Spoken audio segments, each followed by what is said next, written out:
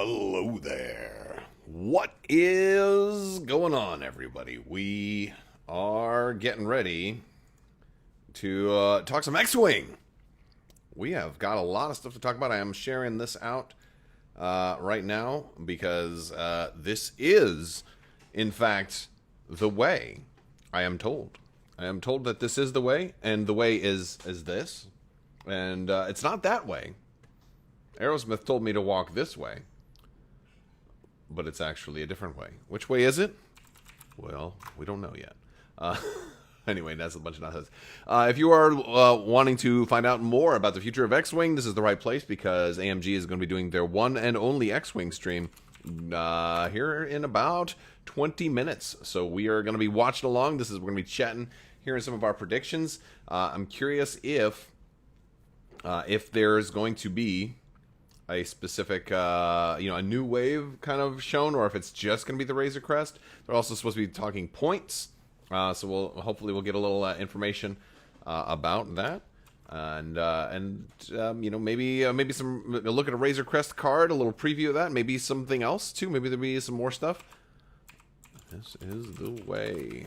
So I'm just sharing this out on social media. If you guys have any social medias and you want to share the stream out through that, you can do that. People can come watch along with us. We'll be doing some giveaway stuff as well. And, we do have some giveaways going on currently in Discord and on Patreon. We also gave away a promo in the stream earlier today. I might even have some... Oh, man. Wow. So today's X-Wing theme to give away for this stream is going to be an old school push the limit card. So old school push the limit promo. We're going to give that away today in the stream. And if you don't win that, that's okay. There's other giveaways that are currently running. We've got all kinds of. Oh man, we still got stuff. We got things to give away, and so we're going to keep giveaways going all weekend because that is definitely the way to go. That is the way. And so, yeah, this is going to be exciting. I'm really curious what they're going to do. If Simone Elliott mentioning the future of games, trying to make tough decisions that were good for the health of the game in the future, if any of that stuff necessarily means bad news. What is the bad news, or is it good news? Is it maybe they're deciding to come up with an 8th and 9th faction for X-Wing, and or maybe they're going to do an X-Wing 3.0, or they're going to come up with. I know some people might think that that's an instant death sentence for the game, but who knows? Who knows what they're going to do? That's one of the things that I'm really curious to see what they show us today, because we saw the Razer Crest during last mini Stravaganza, or at least some artwork for it, and now last week they showed us already the ship itself. So apparently they have one in hand, and I'm also curious if this is. Do you think there? Dylan says, do you think there might be any other ships besides the Razer Crest? I don't know. I would think so, though. I think if that's the only thing they have to show, then they wouldn't have showed it last week. That's my guess. Chandler's in the house. Just caught up on previous streams. How do you feel about what you've seen so far? I mean, okay. I'm very unsure because the opening remarks from Simone Elliott have me a little expecting a bomb to drop at some point, and I'm curious if that's going to. I'm curious if that's going to happen, if we're going to get a bomb dropping, or if things are actually going to be really cool. Either way, no matter what happens, nothing can take away the games that we've got now, so that's an important thing. I think that the new Legion stuff looks really cool, though. That was Luke Eddy's wave, and that was mostly done, I believe it was about 90 to 95% done under FFG. So most of that is all going to go to the old team's credit for that. So that's really cool, and that's exciting. So that's the same people that have brought us all the stuff that we've already known and loved. And from what I understand, anything like that, whatever the next wave of X-Wing was also done under FFG, or I should say Fantasy Flight Miniatures. Done before the merger over into AMG had occurred. So there is from what I understand, there is supposed to be another wave of X-Wing that came over. So we'll have to see. Now, I don't know if AMG is, decided to like cancel that wave, or if they're actually going to keep it coming out or whatever. So I believe it's coming. I believe it will be, what's the word? Fulfilled.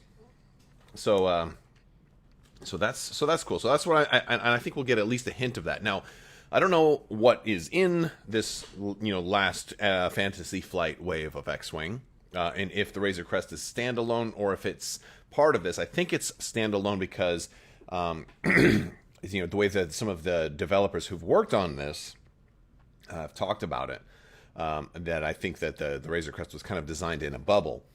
So it'll be real interesting to see what the next wave is, and if it is in fact a large wave, or if they just decide to piecemeal it. Because one thing that AMG might do is they might try to save some of it. Like if they have 6 ships, for example, maybe do like one every 2 months to kind of, maybe they'll tease the first 2 now and just like kind of space them out.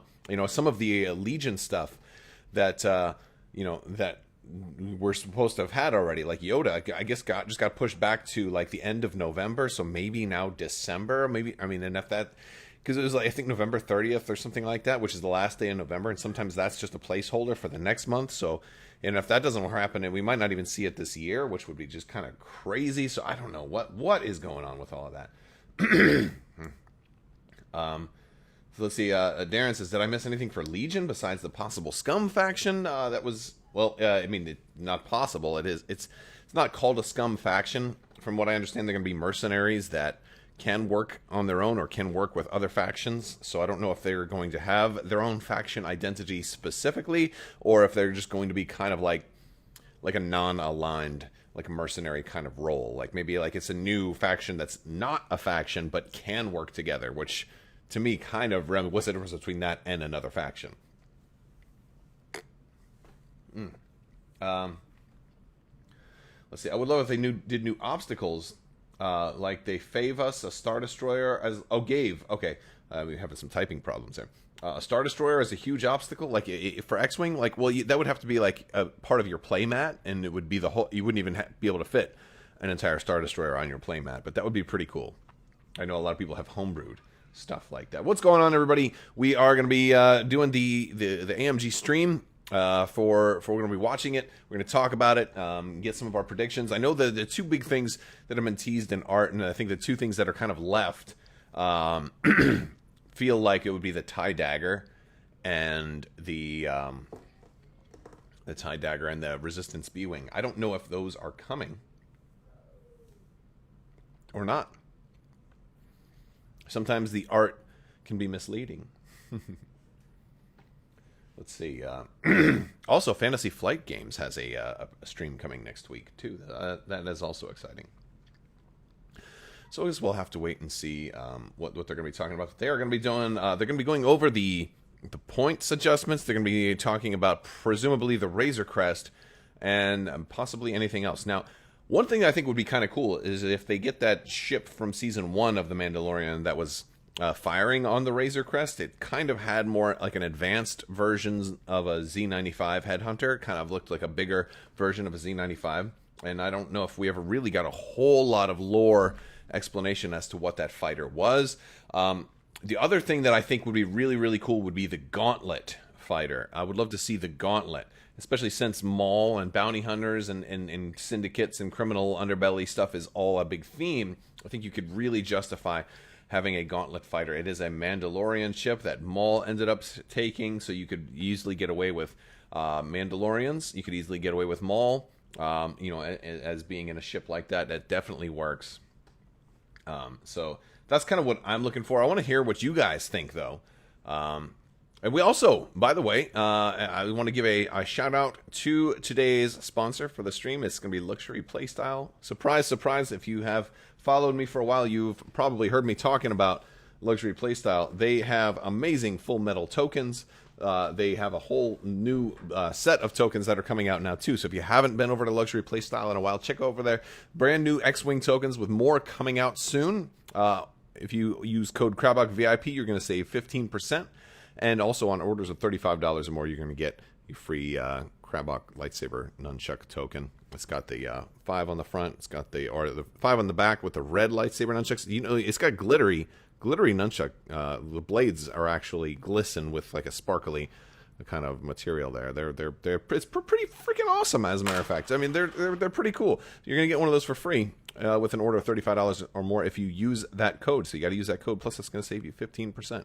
Which means if you place an order of $35, then the total is going to come down and then you won't meet. So you want to probably order something like 40 or more. You know, this way you kind of give yourself some cushion for the code to kick in and still make that threshold. I don't know how they do the bookkeeping of it, but I would suggest going like a little higher. Because they got lots of tokens too, so check them out.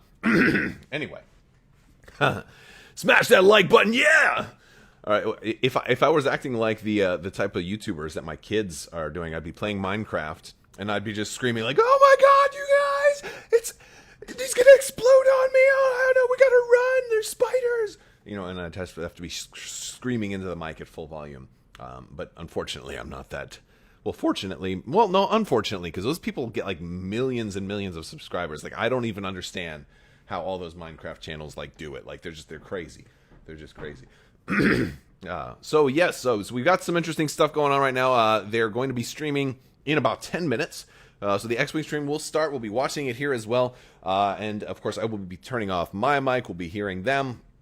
And in case they have any technical difficulties, you can watch along here. You can also pause if you watch here. I've always kind of touted that as being one of the benefits on watching on YouTube as opposed to watching on Twitch, because Twitch is like fully live, and then this is a little bit more like TiVo.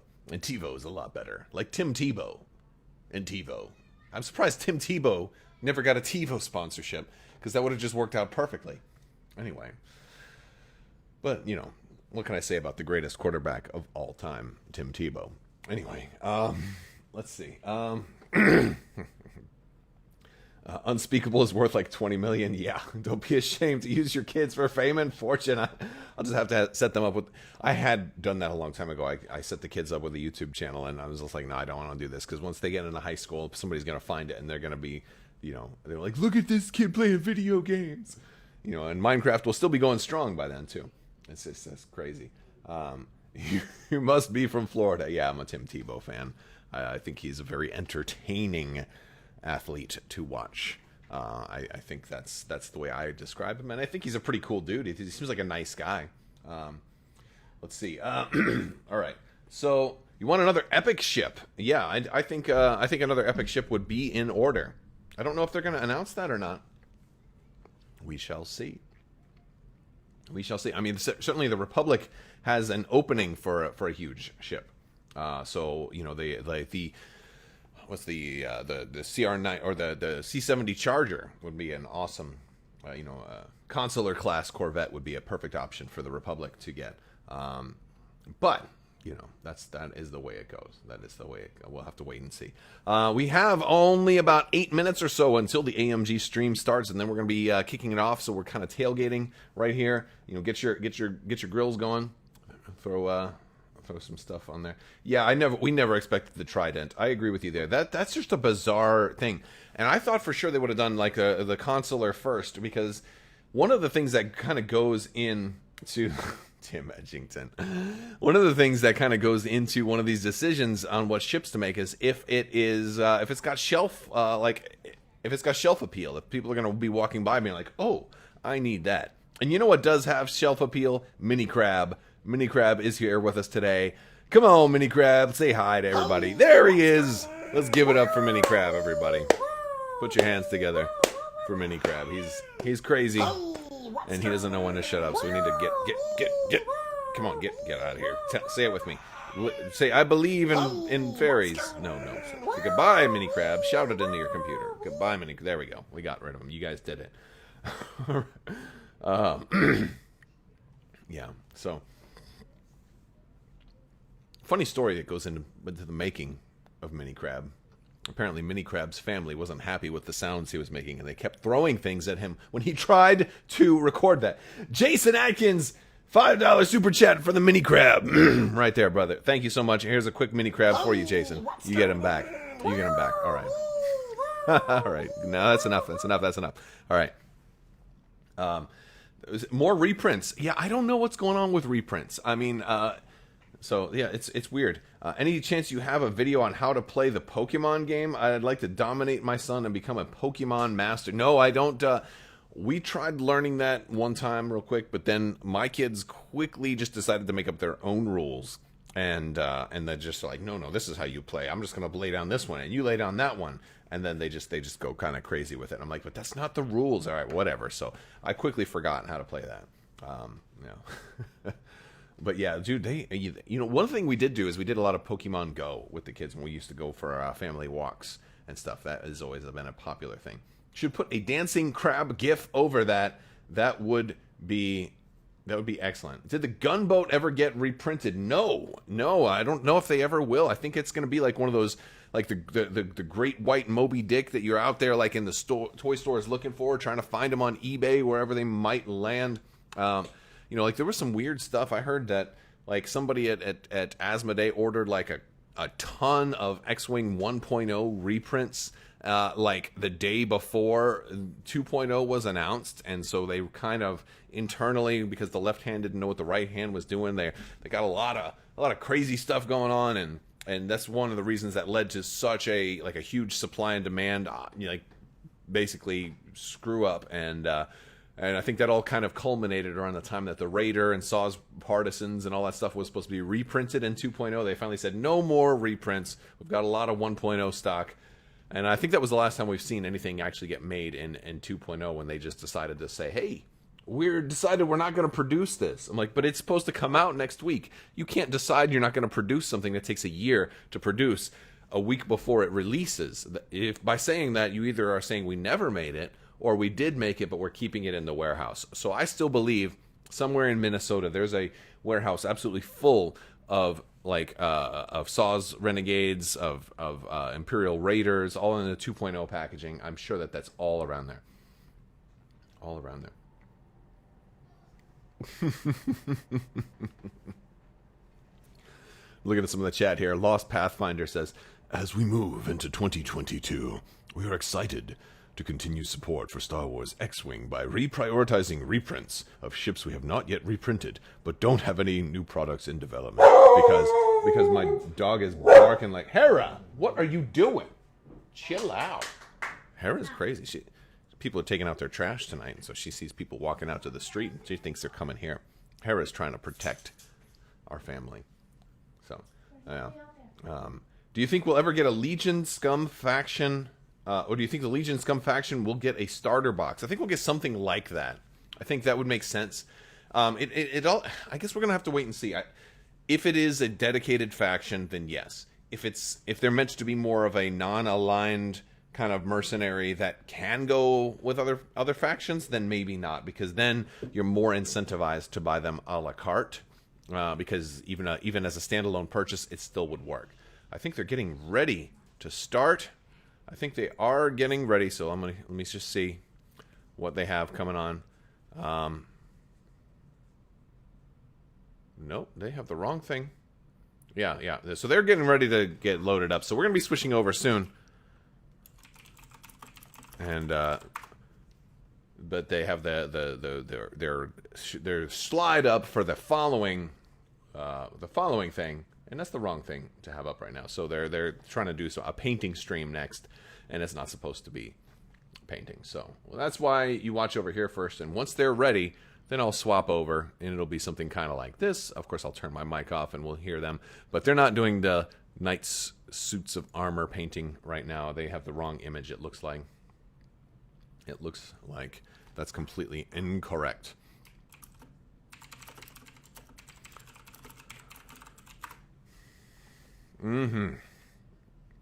Oh, yes. So, let's see what else is going on here. So there will be no Razer Crest. What? Yes, there will be a Razer Crest. They've already shown the Razer Crest on social media. It's definitely that's definitely what's happening. They just have the wrong graphic loaded up today. If there's a whole load of stuff in warehouses with FFG branding on them, at some point AMG won't release it. Oh no, they'll release it. If they can sell it, they'll release it. I mean, they won't have a choice if it comes down to profits. I think they're getting ready to start. Oh, they got the right graphic up now. Star Wars X-Wing. This is the way. Simone Elliott is going to be on this one too, which is interesting because she usually doesn't get into too many game specifics. So if my theory is right and they're going to do some kind of X-Wing 3.0 or some kind of bad news for X-Wing or whatever, then it would make sense for her to be involved. So this makes me really curious. What is Simone going to say? Why is she here? What is going on? Oh boy, I'm glad you're watching here. If they let something slip and they try to erase it on their stream, I'll have it captured. So, haha, I've got you trapped. No, that's probably not going to happen. I'm probably not the only person. They have a lot of other people watching, so it's not like I'm the only one watching. So, but yeah, we got a new faction coming out for Legion. We've got nothing coming out for Armada.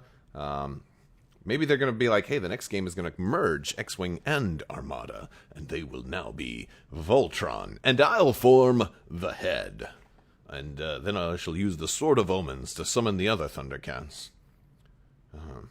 Man, could you imagine if they did a 3.0 for X-Wing?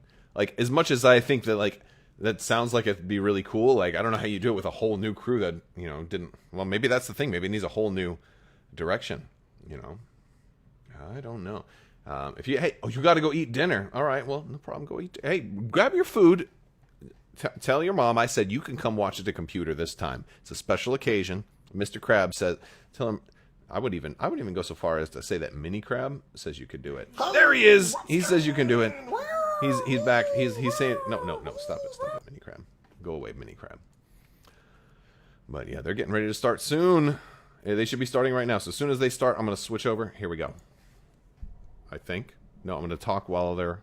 I'll just talk to you while there was a change. They're doing something. I don't know what they're doing. Did they... Wait, did they just break the stream? Are they still online? Maybe not. I don't know. I think the stream went down. Uh-oh. Yeah, F in chat. The stream crashed. That's why you're watching over here, because we're going to keep the party going. We're going to keep this party going. Oh, yeah. It's party time. I'm going to... Hold on one second.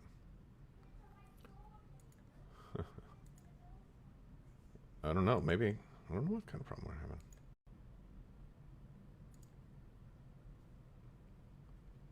All right. They should be starting here any second. I don't know. Did it cut out for a second? Are we back? We're back. All right.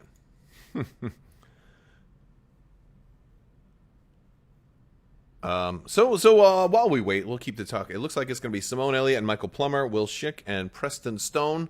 Atomic Mass Games is now off the air. Their little red light has officially gone down. So we'll just wait for them to come right back. Do you think they'll have Mando, Bo-Katan, and the Legion scum? Yeah, that could work. I think I think we're gonna see like all of those all the characters from Mando season 1 in the Razer Crest. I think we'll see like IG-11.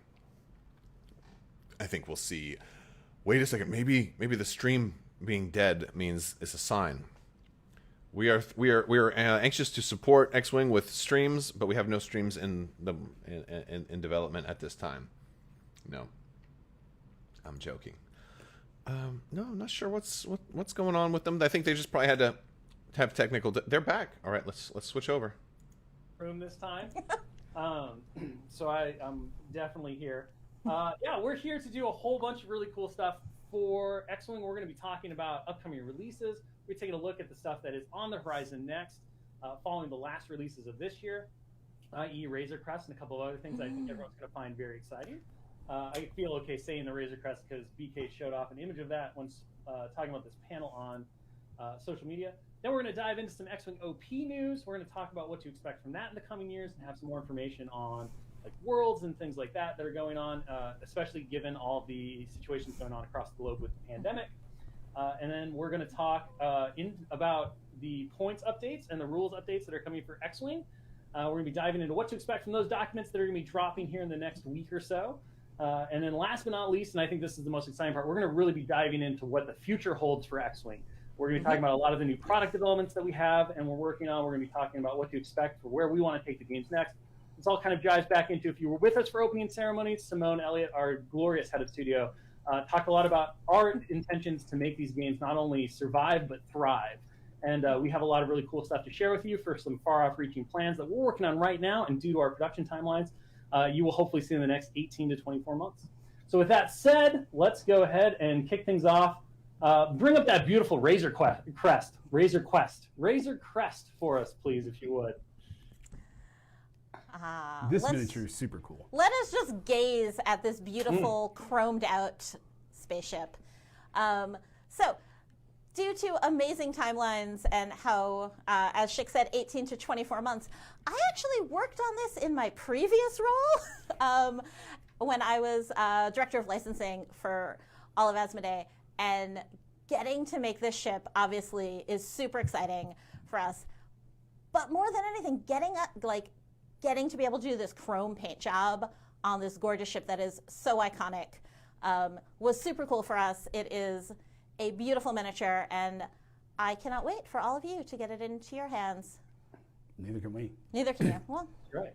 Well, let's go ahead and talk a little bit about what do we have next here. So I think we have the movement dial. I think we do. I think we do have, so everyone wants to know how it flies. This is on a medium base. So it's a significantly sizable mid-range ship, and we do have the maneuver dial, and Plumber's going to kind of walk us through that. We're going to show a couple of one pilot card, and then an important crew card, and then Preston's going to take us through a lot of the cool art that was done for it. Yeah, so this is our maneuver dial here on the ST-70 assault ship, or as you know it, the Razer Crest. I think the most interesting thing about it is you'll notice that its only blue maneuvers are straight.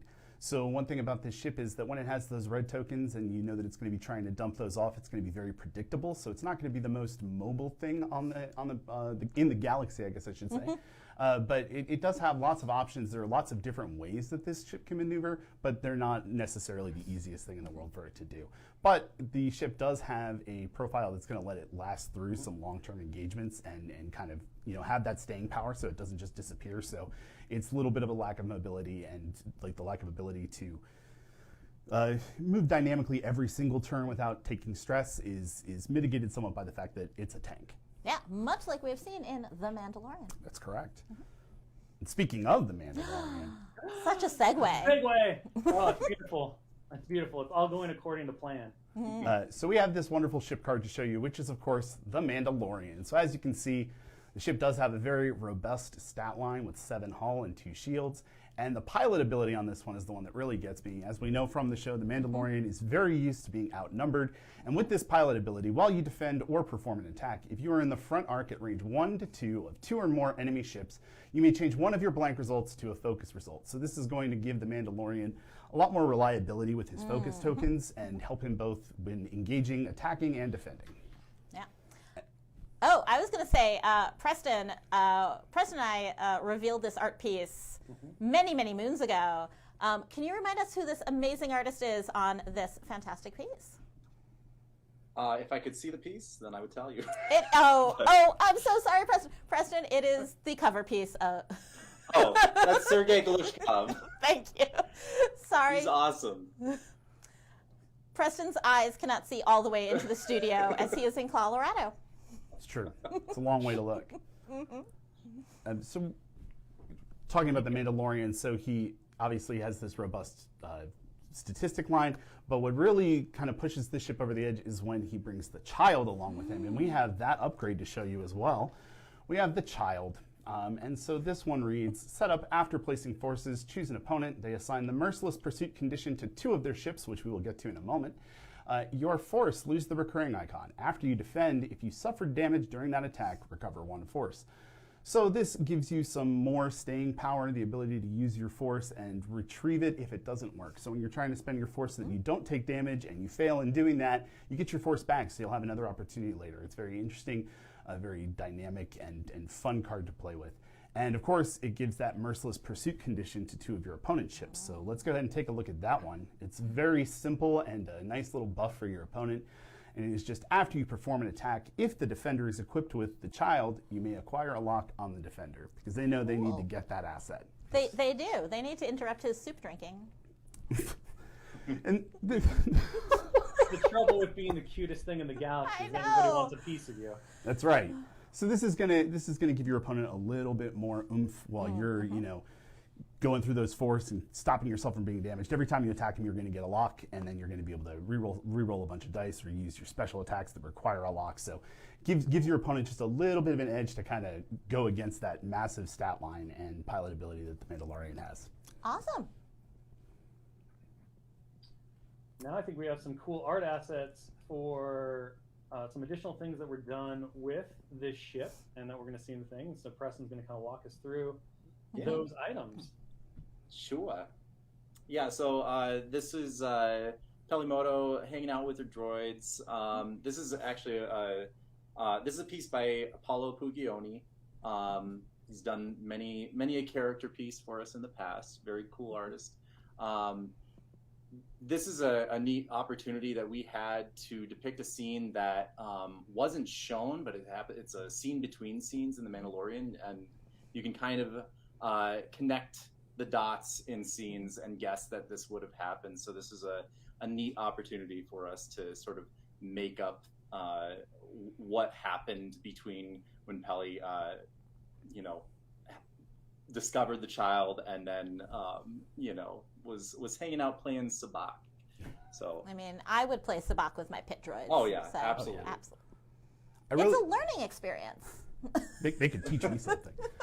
I really love this stuff because I think that the art on these cards is what really draws you into the Star Wars galaxy while you're playing this game, and things like this just really let you see another side of what's happening while you're playing X-Wing.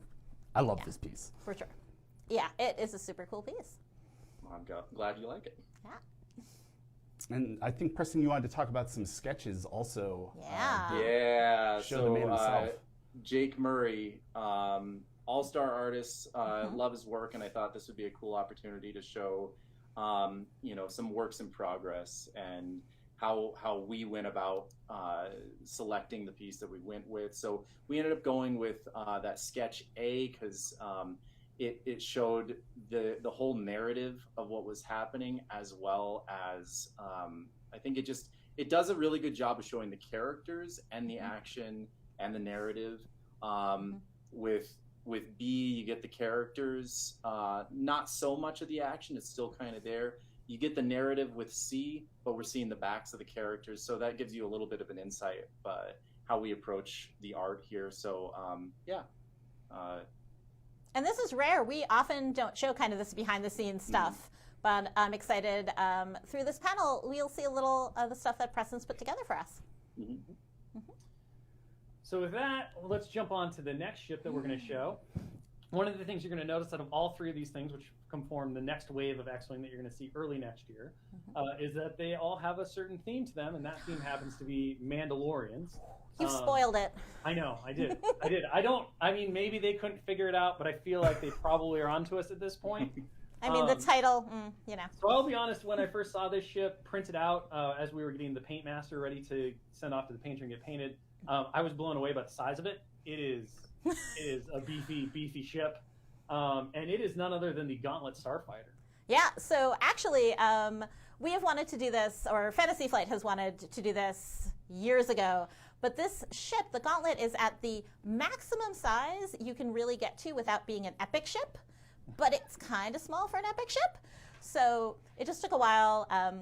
But what's really exciting, we wanted to make sure that we could get that super cool, which the asset isn't on the screen, but this hand motion is totally going to make sense in the future, my friends. Oh, hey, that's a different asset. That's a cool asset, though. That is the Fang Fighter. That's a Fang Fighter. But this is We're the going to get to maneuver the asset eventually. That's going to make sense. I promise. It's going to be soups cool. This is the maneuver dial for the Gauntlet Fighter, and I can confirm the Gauntlet Fighter is huge and it is awesome. As you can see, it has fewer options for maneuvers than, say, the ST-70 that we just looked at, but there's a really nice spread of red, white, and blue maneuvers, so it's not going to be as predictable when it's trying to get rid of strain and stress, things like that. You're always going to have good options for where this thing is going to maneuver in the play area while you're playing, so very excited about this. And then, not all Mandalorians are bounty hunters. Some of them serve a higher purpose. So we're going to take a look at one of my personal favorites, Bo-Katan. So this is Bo-Katan for the Separatists, and when I think of Bo-Katan, I think of teamwork. I think of pushing the people that you're working with to achieve a higher goal, and I think that this pilot ability, the devs that worked on this did a fantastic job of just kind of getting that idea of Bo-Katan across. And you've got before a friendly ship at range 0 to 2 activates, you may spend 1 charge. If you do, that ship may gain 1 strain token to remove 1 non-stress red or orange token. So you're able to help out your buddies and remove some of the detriments that they may have so that your plan gets furthered along, but it does cost you that strain token, which is going to make you a little bit less defensive, but that's sometimes worth it. We also have, again, very robust tank-like stat line attacks in both the front and the rear arc. I'm beyond excited about the Gauntlet Fighter. I'm probably going to buy like 3 of these for repaints. I'm very, yeah, I'm stoked. Wow. Well, there's Okay, good then. reason for those repaints because, as the chat is noticing, it's not a scum. This is not a scum card. Next, we're going to show Bo-Katan again, but not as a separatist. And then we're going to show a whole bunch of other a fan of pilot cards, I think, or maybe we didn't have those. Oh, But we've the got- point We got a being- fan right now. Do We've we? got Oh, a look fan at the right fan. now. Look And at we've got it. Bo-Katan Republic right up in the front. So different pilot abilities, still very awesome. After you fully execute a maneuver, you may gain 1 deplete token to choose an object in your front arc at range 1 to 2. If you do, another friendly ship may perform a target lock action to lock that object. So you get to pass out target locks to your buddies. Again, lots of support for the other ships that are flying around with you. And with the size of the base on this thing, it's going to be really easy to have those other ships at range 1 to 2. So I think Bo-Katan is going to be really exciting. I can't wait to play both versions, and not to mention everything else that's in this pack. And I can't wait to shoot down your Bo-Katan with my maul. Oh, I wasn't supposed to say that, I think, but I did. I mean, we're live, right? Yeah, We're live. You can't take it back. it's true. It's true. And I believe that we And- have... I think we're going to talk about the commandos, Mandalorian Yeah. commandos. Oh, well, that's just the next thing. So along with an amazing ship, a whole smattering of pilots across multiple different factions in X-Wing, this ship actually introduces a brand new device, correct? It's actually a double crew slot upgrade, Oh. but it is dropped like a remote. I'm very, very excited about these. So there are multiple different versions of the Mandalorian commandos that go across different factions, and these remotes get dropped, and then they actually maneuver around the play area, and they run around and they harass enemy ships, putting strain tokens on them, making attacks. And to me, the idea of Mandalorians just jumping out of the back of their Gauntlet fighter and just rocketing straight towards the enemy is just so iconic and so rad.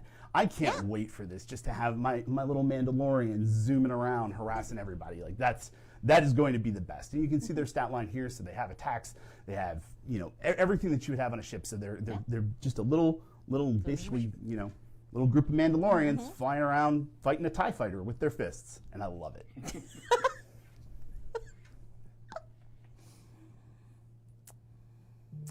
And then Preston wanted to talk about this wonderful art piece of the Super Commandos.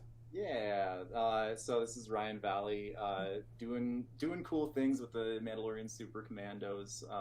We had a few of these pieces with all these the Mandalorians, the different types of Mandalorians, I just really enjoy this piece. I wanted to show it off. Some interesting art elements of this. We like to kind of tint the backgrounds, not just so it's like a black background, but add a little bit more interest in that teal color that you see there. Plays nicely with the red lasers coming off the West Star blasters. So there you go. That's the art.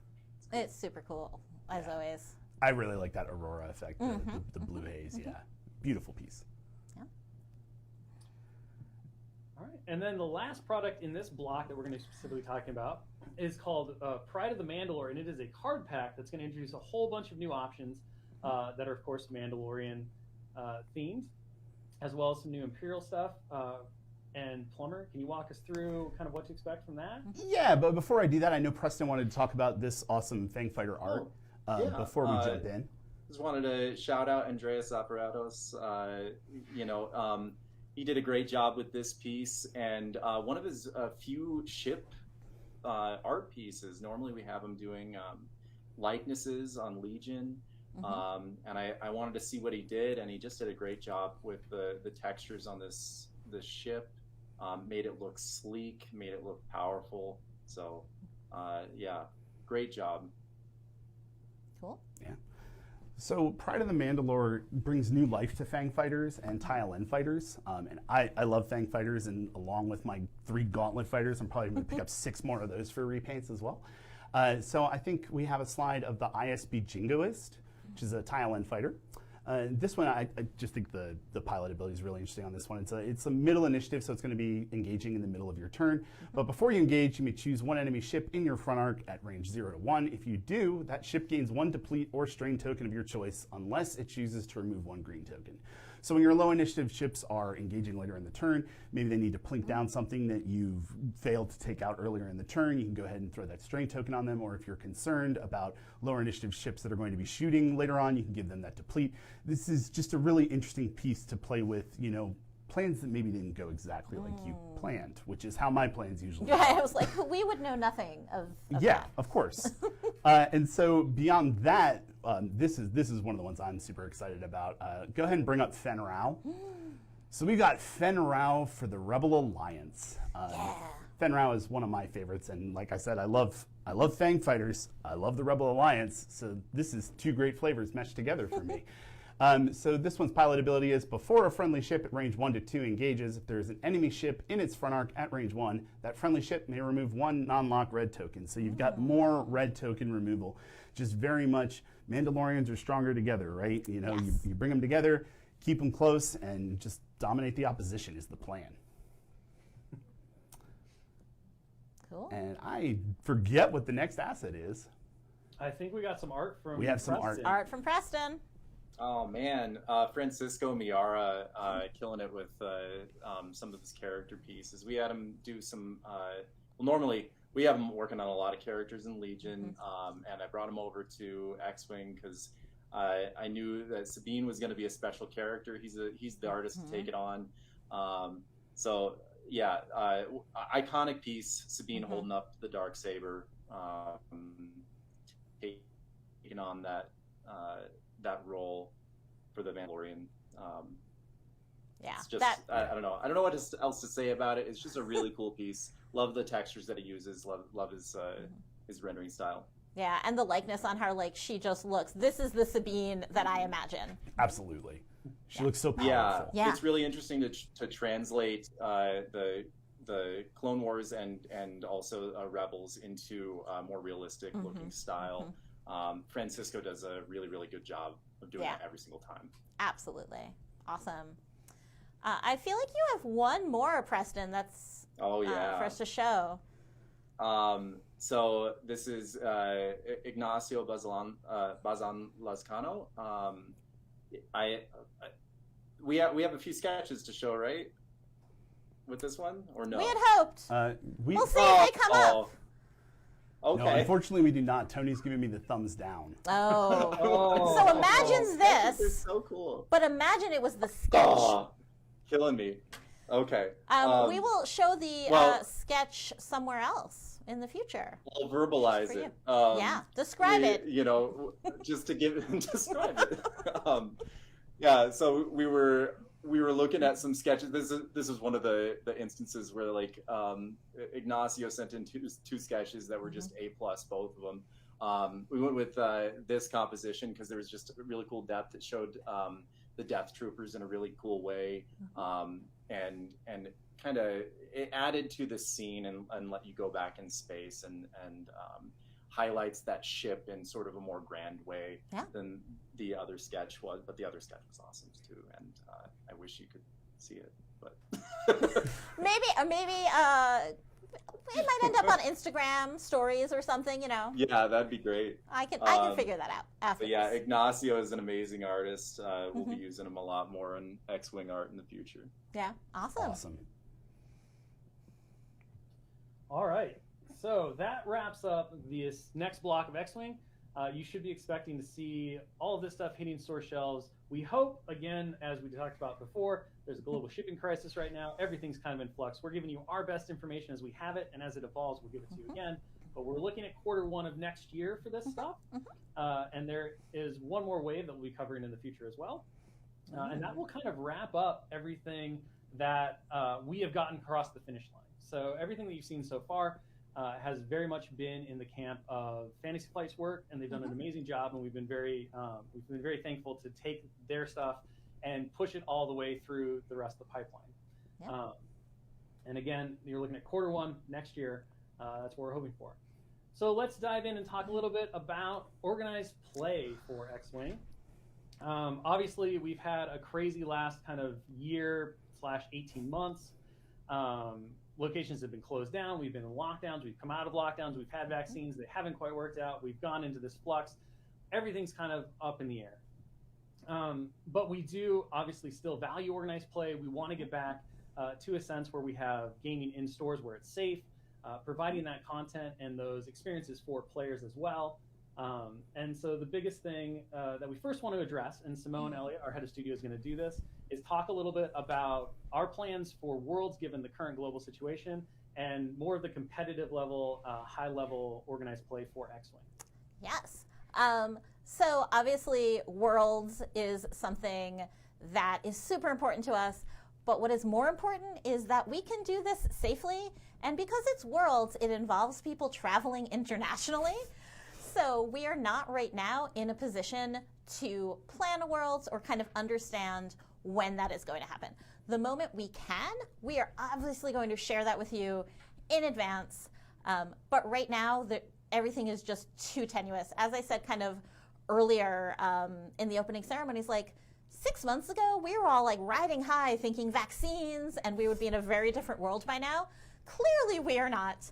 So we just want to make sure that everyone is aware that we will not be announcing anything for at least, at a minimum, the first half of 22. I got the year right this time. And with that, I do want to remind everybody that we will absolutely be still honoring your Worlds tickets from the FFG Worlds, or the World Slots tickets, however that works out. We'll still be honoring them, and as soon as we have more information, we'll let you know. What I can tell you is that we will be attending Adepticon in March of 22. So what we're going to have there at Adepticon is you're going to see narrative play. You're also going to see, obviously, competitive play. And once we have more information on the schedule and everything there, you will see that for X-Wing. And then for your Armada friends, also Armada will be supported at Adepticon as well, both for narrative and competitive. Cool? Exciting stuff. That is exciting stuff. And I think I disconnected my headphone. That's possible. No, I can hear it. No, I can. That's Sorry, good. you're not free. So outside of the larger competitive level Worlds and bigger event conventions, we obviously do want to get back into in-store organized play. We've been working on a couple of kits that we want to share with you that will be coming out next year in order to kind of preempt and get communities back into the store where it's safe to do so.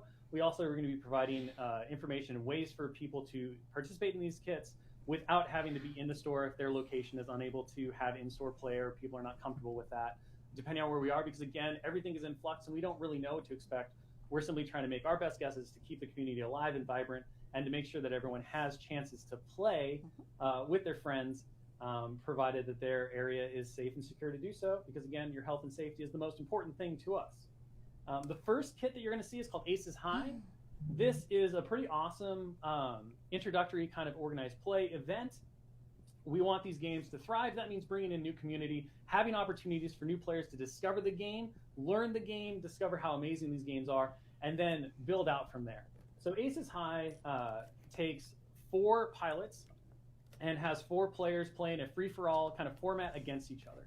The goal of this kit is to introduce them into how to use the maneuver dials, how to fight and attack in kind of a fun, atmospheric way that also introduces the wider concepts of X-Wings. So we actually have a really cool visual from one of the cards that you get as a promotional item if you play in the event. So players that do play in the event get to pick one of 4 ships to pilot. They will get to walk away with the card that they choose to play with. And these things are really neat because, as you'll see, they're kind of standardized loadouts. And so instead of having a bunch of different equipment or upgrade cards and your ship card that you have to juggle, they took all of this information and put it onto one oversized tarot card. And this gives everything that a player needs to understand and read and know about for playing the game right at their fingertips. I'm really excited by the possibility of these, and this really got us thinking in terms of the future, and we're going to talk about this. You're going to see this idea come back a little bit more as a slight spoiler into what we're going to be talking about in the future section. But again, we're really hoping that this will be an event that allows existing communities to bring in new players in a way that's fun, enjoyable, that gives players the tools they need to dive right in and discover the magic of X-Wing right out of the gate in a very accessible and fun way. For those who are interested in something a little different, we also have a brand new kit coming out, which is probably one of my favorite X-Wing events that I've played in quite some time. It was developed by one Michael Plummer, and I'm going to let him talk about the genesis and the idea behind the event itself.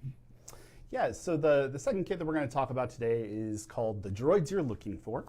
And the general idea behind that one, the narrative, is that there are some droids that have been jettisoned in a debris field in the middle of some fighting, and it's too dangerous for the larger ships of the fleet to go near and pull them in, so they send in starfighters to try and retrieve these droids because they may have information that could be vital to the war effort. But the starfighters don't really have a great way to grab a droid and get it out, so they refit all the ships with retrofitted concussion blasters, and they're going to blast the droids out of the debris field to a place where it can be locked in a tractor beam and brought onto the larger ship. So you get sort of a game of kick the can, if you want to call an astromech a can, which I've heard is not great.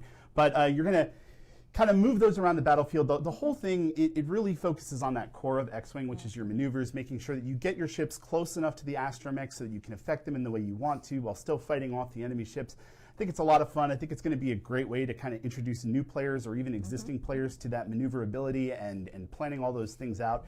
It plays very quickly. You can also extend it for longer games. I think it's going to be great for communities, and everyone that's played it has said it's a lot of fun, so here's hoping. I remember this being pitched to me, and I like when something is pitched, it's like a line. I'm like, X-Wing, but what if it was soccer?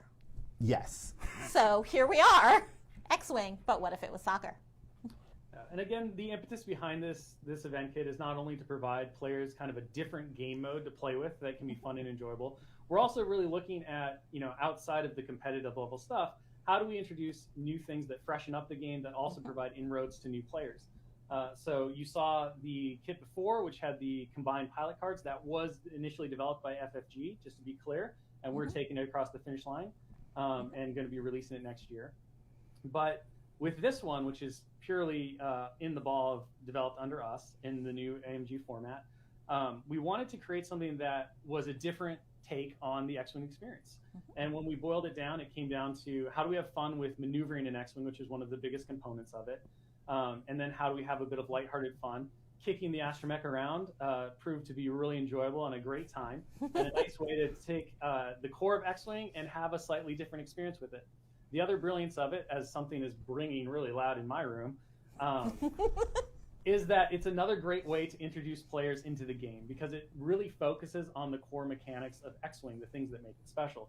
Maneuvering, attacking, avoiding obstacles, and it does so in a fun and lighthearted way where destruction of your ship doesn't really stop anything because the ships pop back out of the central spawn zone, and then you get to keep going until somebody scores a goal. There's a time and a place for everything that we believe, and tournaments and other competitive level events are great.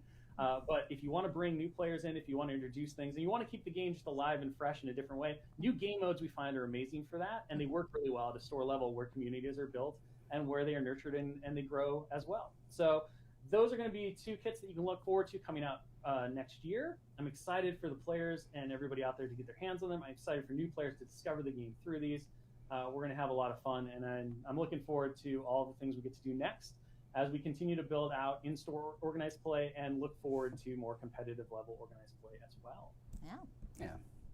I believe this brings us to one of the meatier development chunks that we get to talk about, which is the points updates and rules updates that you all can expect that we've been working on quite studiously since we took over development of these games from FFG. And I'm going to let Michael Plummer kick it off with talking a little bit about the points adjustments and rules updates. I'm going to interrupt Plummer very quickly, though. Rude! Is it interrupting if I haven't started talking yet? It's true. No. Maybe you should start talking so she can interrupt you. No. This is the point where, like I said earlier, in opening ceremonies, that changes are coming. There have been a lot of stuff that we've been thinking about and kind of getting us to the point where we are now. And one of those changes that I wanted to share with you now is that as of effective now, we will no longer be updating the official squad builder. All of your points updates are going to exist with the PDFs, which Plumber is going to talk more about. Yeah, so the X-Wing points update. This thing has been kind of my life for Correct. the last long while. We've been taking a very sweeping look at everything that's in the game. Obviously, the state of points has been where it is for a very long time. And so we wanted to make sure that we took a very holistic approach as we looked at everything. And of course, we're looking at lists that are very, very dominant. So, Django Zam, things like that. But we're also just looking at things that maybe aren't performing and seeing where they need a bump. So when you see this points update, which is going to be around the end of this month, I know there was a lot of hope it would be today, but it's still baking and you can't eat the cake before it's done. So we need to let that finish going, but this is going to be sort of a wider points update than people are used to. There are a lot of adjustments across all of the factions. We've been focusing very strongly on making sure that we maintain those faction identities so that no faction feels like another faction and so that no one is unduly punished because an upgrade is X good or Y. Like, we really want to make sure that everyone has new and exciting options and that they are in a nice field of balance. There have been some challenging moments, of course, but we've got a great playtest team, and we've been just going through things and putting it all together, and we're really excited to get that out to you in just a couple of weeks so that you can all start figuring out the new meta and playing more games. And in addition to the points updates, one of the big things that we decided to do at the start was to really dive in and look at the core rules and the foundations of X-Wing, not only to familiarize ourselves, that's a hard word to say, with the games, as Plumber and I played in 1.0 and needed to get back up to speed on everything, and we had great resources to do so, but also to look and see, again, talking about wanting these games not just to thrive, but where they can, or survive, but where they can thrive. We made some determinations based on current things in the core set and the core rules themselves that we felt were kind of omissions or things that we could improve upon based on the last 10 plus years of X-Wing play. One of the big ones was that we realized that the game length or the game determination endpoint of all ships on one side are destroyed was something that was left up to so much random chance, it didn't really have an endpoint. You could potentially play an X-Wing game for your entire life if you were just dogged enough and the dice were against you. And we all know dice are going to dice from time to time. So while it's an extreme and maybe absurd example, it is real.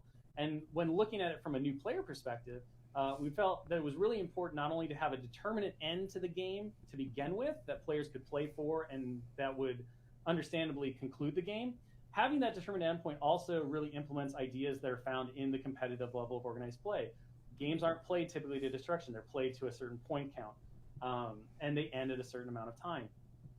The importance of this is that we then went in and we started to determine a game length. This allows new players to sit down and know exactly when the game is going to end. They get to see a full conclusion of the game, and they don't walk away necessarily feeling unfulfilled or quitting because they just simply can't get to that all ships destroyed section.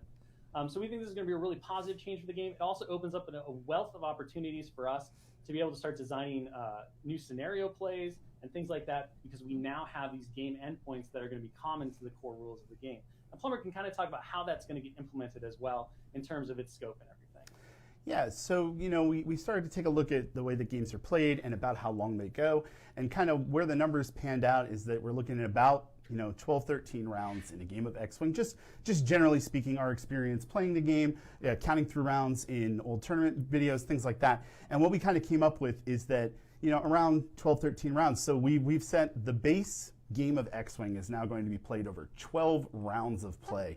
But we're also going to vary that so that if you want to get a quicker game in, you can play it at 9 rounds. Or if you're a player who really enjoys the maneuvering game, you want that cat and mouse and lots of turns before first engagement and all of this, you can extend your game to 15 rounds.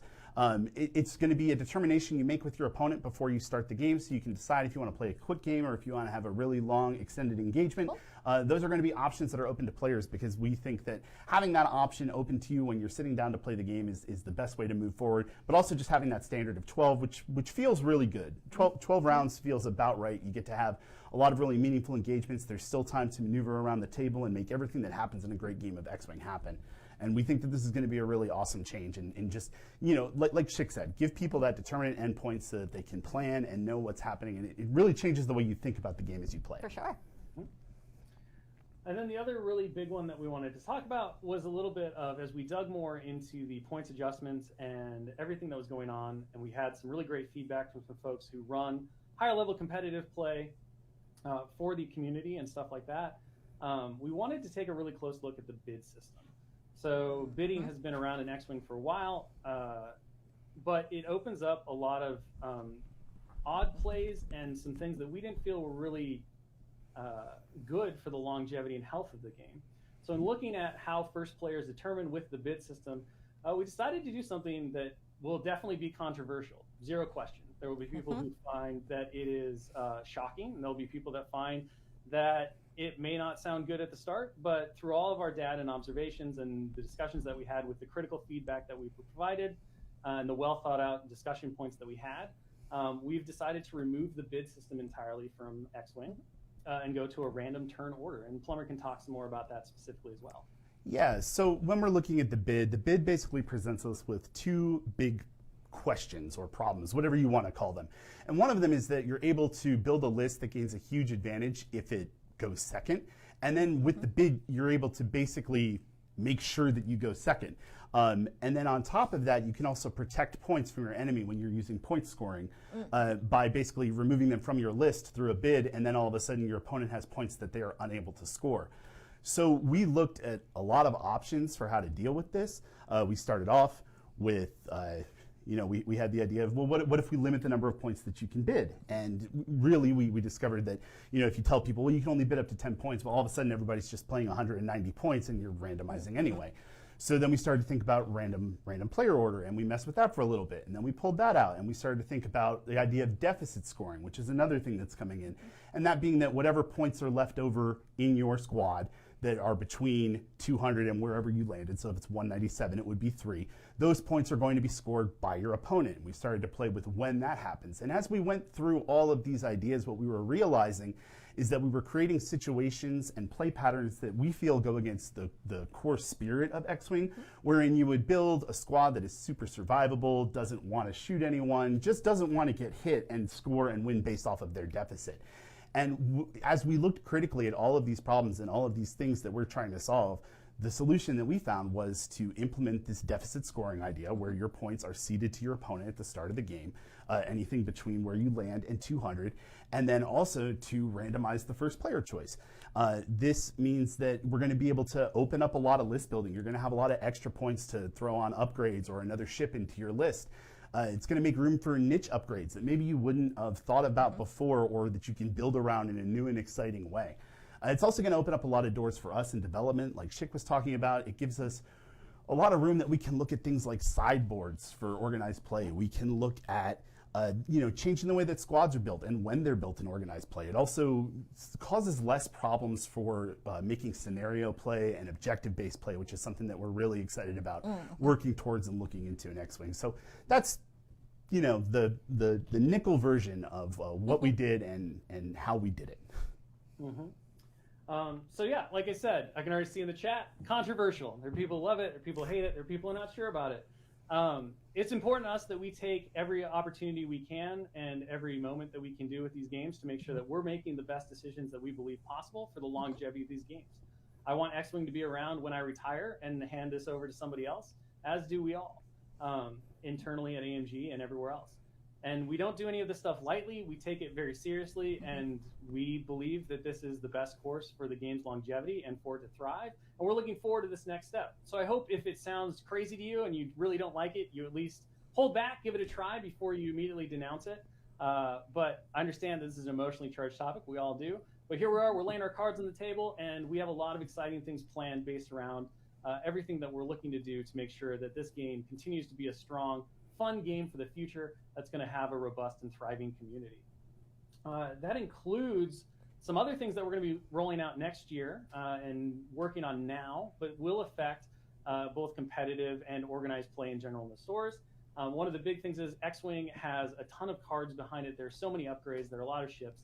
And it's just at a situation where when looking at things and looking at different flexible customization options and things, and especially working on this points adjustment, we really landed on the fact that a banned and restricted list is well overdue for the game. And we're working very closely with our testers and talking with community members within that group about how to best approach that, what's going to make the most meaningful impacts on the game. But our goal, again, is to make the most vibrant and exciting environment for play that we possibly can.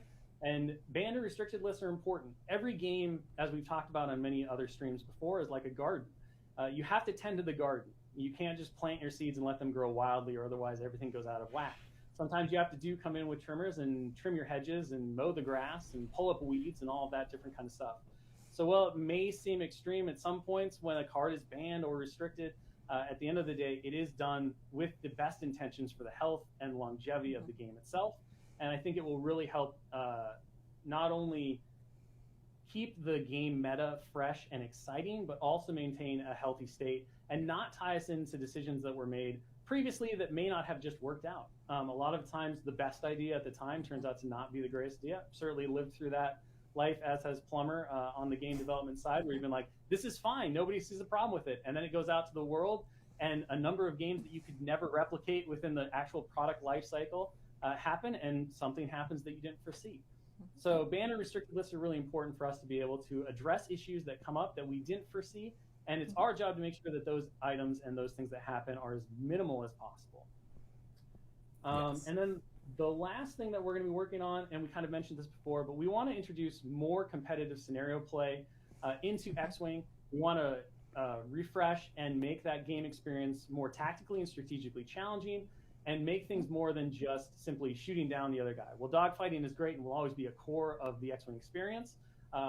Our goal is to add more tactical depth and strategic decision-making into every game, and that includes the high-level competitive aspect of it. And so we're really looking at that stuff and looking forward, and this kind of segues really great into talking about the future, because again, these aren't things that are going to happen tomorrow. These are things that we are currently working on, and we have an eye towards, and everything is kind of working in parallel and building from the foundations that we're talking about today. Plumber, anything else you want to add? No, I think you got it just about covered. I'm really excited for the future, for everything that we're doing with X-Wing. I can't wait. I think it's going to be a wild ride, and I'm here for it. Fantastic. So let's talk about the future. Everything that we showed you, of course, kind of covers the Q1 of next year. There is stuff in the pipeline from FFG and things that we are completing that will kind of take us into Q2, and we're going to be showing those when the time is right. But we wanted to really take a moment and kind of address the fact that we do have and are working on currently some very significant plans for future development of X-Wing. And as we've talked about many times in other streams, and I'm going to talk about here with you all from the glorious X-Wing community, you know, our timelines are very long. Even for a print product, you're looking at 12 months to 18 months, depending on what that is. And when you're talking about making new ships, that can wind up being 24 to even longer, depending on what the ship is and everything that goes on. So, you know, as we talk about these things, know that they are definitely in the future, but we are working on them now. We're putting our time, energy, and effort into creating these things so that you can enjoy them, hopefully close to the end of next year, or global shipping and pandemic nonsense, hopefully close to the beginning of 2023. Again, we're aiming for as soon as possible, but a lot of this, really, we're at the behest of a lot of things that are just unfortunately outside of our hands.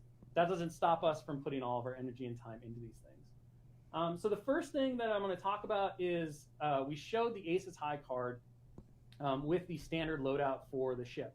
When we saw this internally come through as we were proofing and getting everything to print, we thought that this was such an amazing idea that we could take even further in games of X-Wing. Because one of the big things about kind of jumping in as a new player to any miniatures game in general is just the hurdle of learning and internalizing all of the information you need. And in X-Wing, where the cards might be spread out over a couple of different packs that you need, knowing how to customize your ship or have a really smooth onboarding experience can be difficult. Additionally, if you're a veteran X-Wing player and you have all the cards, but you just want to throw down a really quick game, or you want to try some unique builds, pulling out all the cards and kind of going through the deck building process of that to create your squad can be detrimental to a fast, fun, like throwdown game. So looking at the standard loadouts, we really came upon the idea of what if we did more of these and were supported through general X-Wing, the general X-Wing play, both in the casual formats and in the tournament formats. So one of the things we're working on are what we're calling standard squads. And these packs are going to be really fun. They feature customized, built standard loadouts of pilots like Darth Vader, pilots like Dutch Vander, in his gold one Y-wing. And effectively, you're going to get the pilot, the ability, all of the upgrades that go with that pilot, all pre-built out. These are going to have points assigned to them. You're often going to find that the point value of these standard loadout cards is going to be a little less than what you would pay if you were customizing the card. And that's because you're sacrificing flexibility in order to achieve this kind of pre-built loadout. So it's standardized, you get a little bit of a discount, but you're not going to get all of the different options. So it might not be the most efficient option, but it might fit into the list a little better if you're looking for something to fill out a certain role. Additionally, and this was a genius idea of Plumbers, is that sometimes you're going to find upgrades on ships that might not actually apply to the general ship if you were customizing it.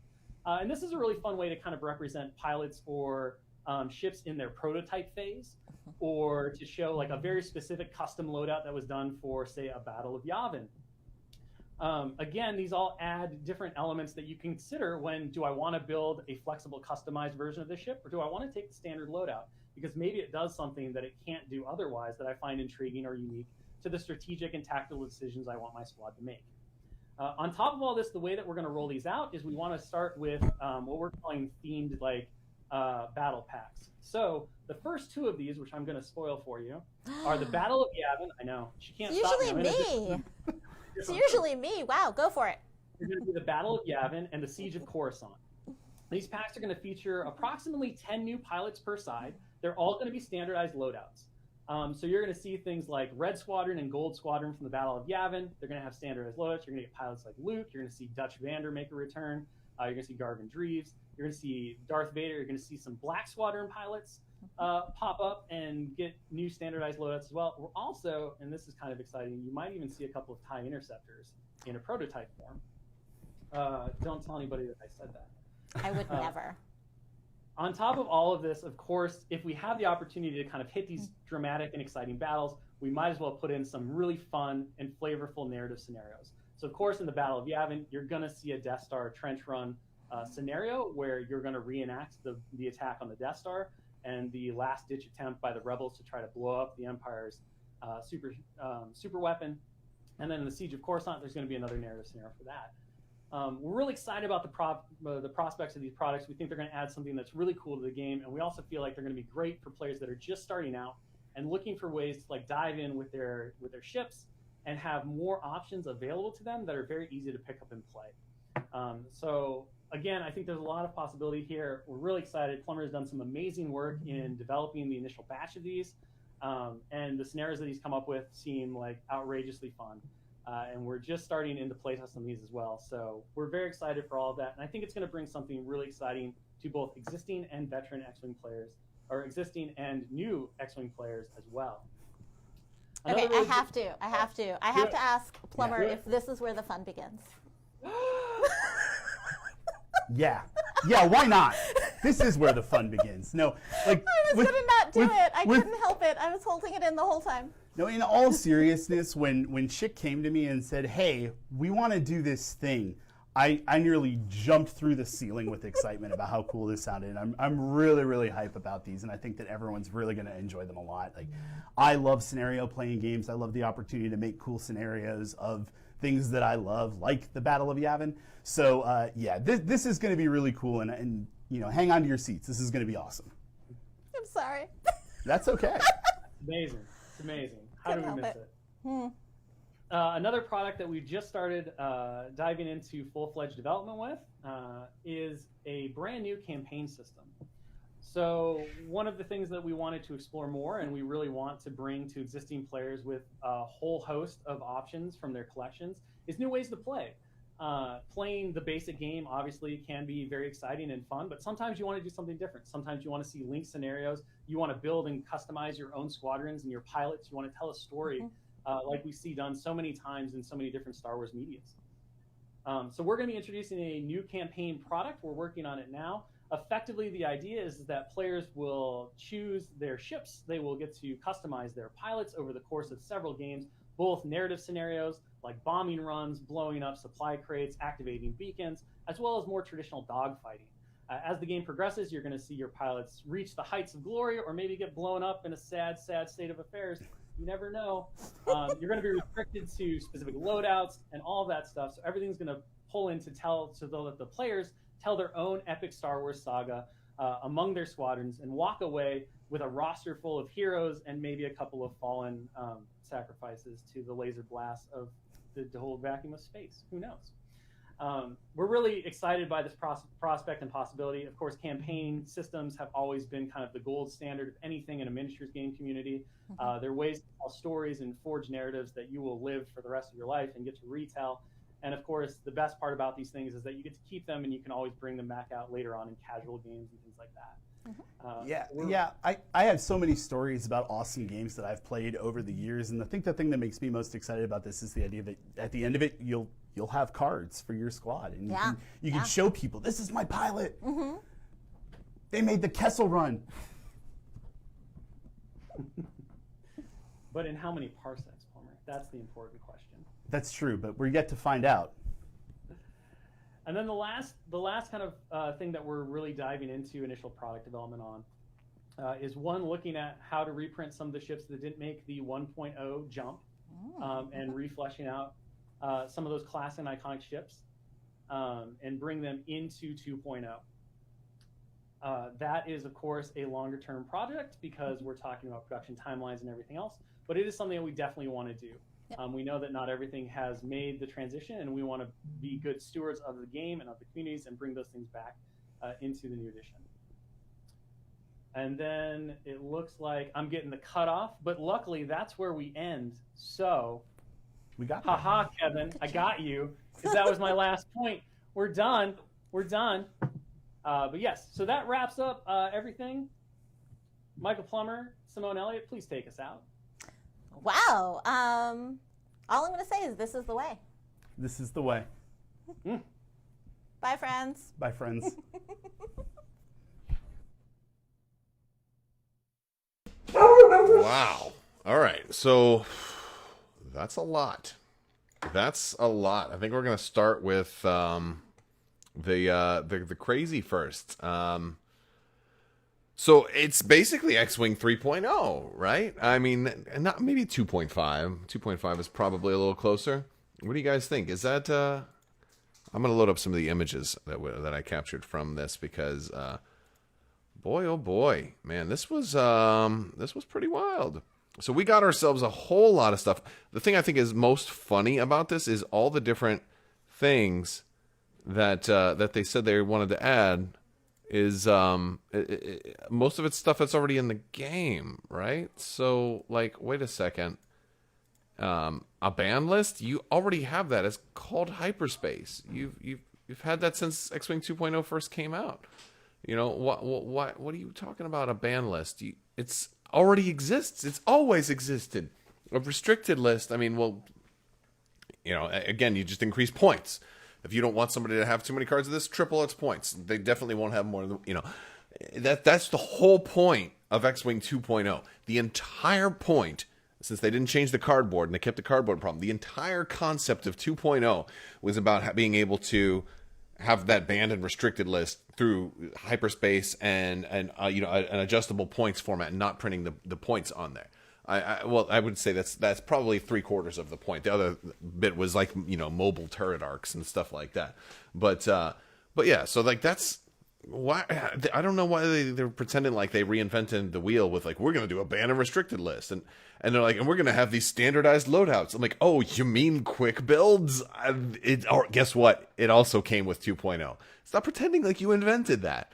Reprints from 1.0 to 2.0, that started with 2.0 also. They started doing reprints right away. Of course, they don't. At least they're not pretending like they invented that. So that is a good thing. It's just kind of it added an extra bullet point to my little thing. And then the campaign system too also existed in Heroes of the Ituri cluster and stuff. And you know, it makes sense though that they would try to do that. I think that's going to be well received when they do something like that. But I'm really surprised about the two big things about. A ban and restrictive list and quick builds, as if it's like a brand new concept when those have all... Now the quick builds, the way that they're doing them is interesting. I love the fact that they are including all of this stuff. Now this was developed under FFG, like they said. FFG started doing that with certain promos, certain certain cards, and we're going to look at some of these. So you know, like these, right? FFG started doing this stuff, and I loved this. I loved the idea of like, hey, here's my quick build, but it's got, oh, you know what, I can actually just pull out the quick build, and I don't need to also pull out every single upgrade card, because that was the whole point of a quick build, is for it to be quick. And in 2.0, everything was brand new, so I didn't know what you know, what every upgrade card did. The big example I used to always get wrong was your target lock, but you know, if you have the target lock, you can reroll a die. Anyway, I'm drawing a blank right now. But anyway, a lot of upgrade cards changed from their 1.0 version to 2.0 version, and I still have to look them up all the time. So it helps me to have everything written in front of me, and this is a great idea. And I'm glad to see that they'll continue going with this. But it sounds like they want to do this for every ship. And how long do you think it's before this becomes like the new standard, and they say, hey, you know what, this is our version of X-Wing, we did this, so this is going to be the standard, and from now on, maybe they'll say, all the ships we make are just going to come with this, and this is how tournaments are going to be held, is only with quick builds, because we can kind of control that. Because if they, here's the other thing that makes me think that this is what they're going to do, the fact that they would have to mention a ban list. If you're not either it's going to be something like this, like any pilot that has R2-D2 on it is now banned. You know, this way they can kind of kick out the whole thing. Or if they just don't plan on adjusting the points anymore. Like if this points up, like if Plummer said that he's been doing this the whole time he's been there, and of course it's a big deal. It's a lot of this, 7 factions worth of stuff to update. It stands to reason that they might say, hey, you know what, this is consuming way too much manpower. It's easier just to say this is banned than go and reevaluate every permutation. It's kind of like a lazier way to do it. And I don't want to, lazy sounds too mean, because they inherited all this stuff, and it's a lot of work. So it's just the easier way to do stuff.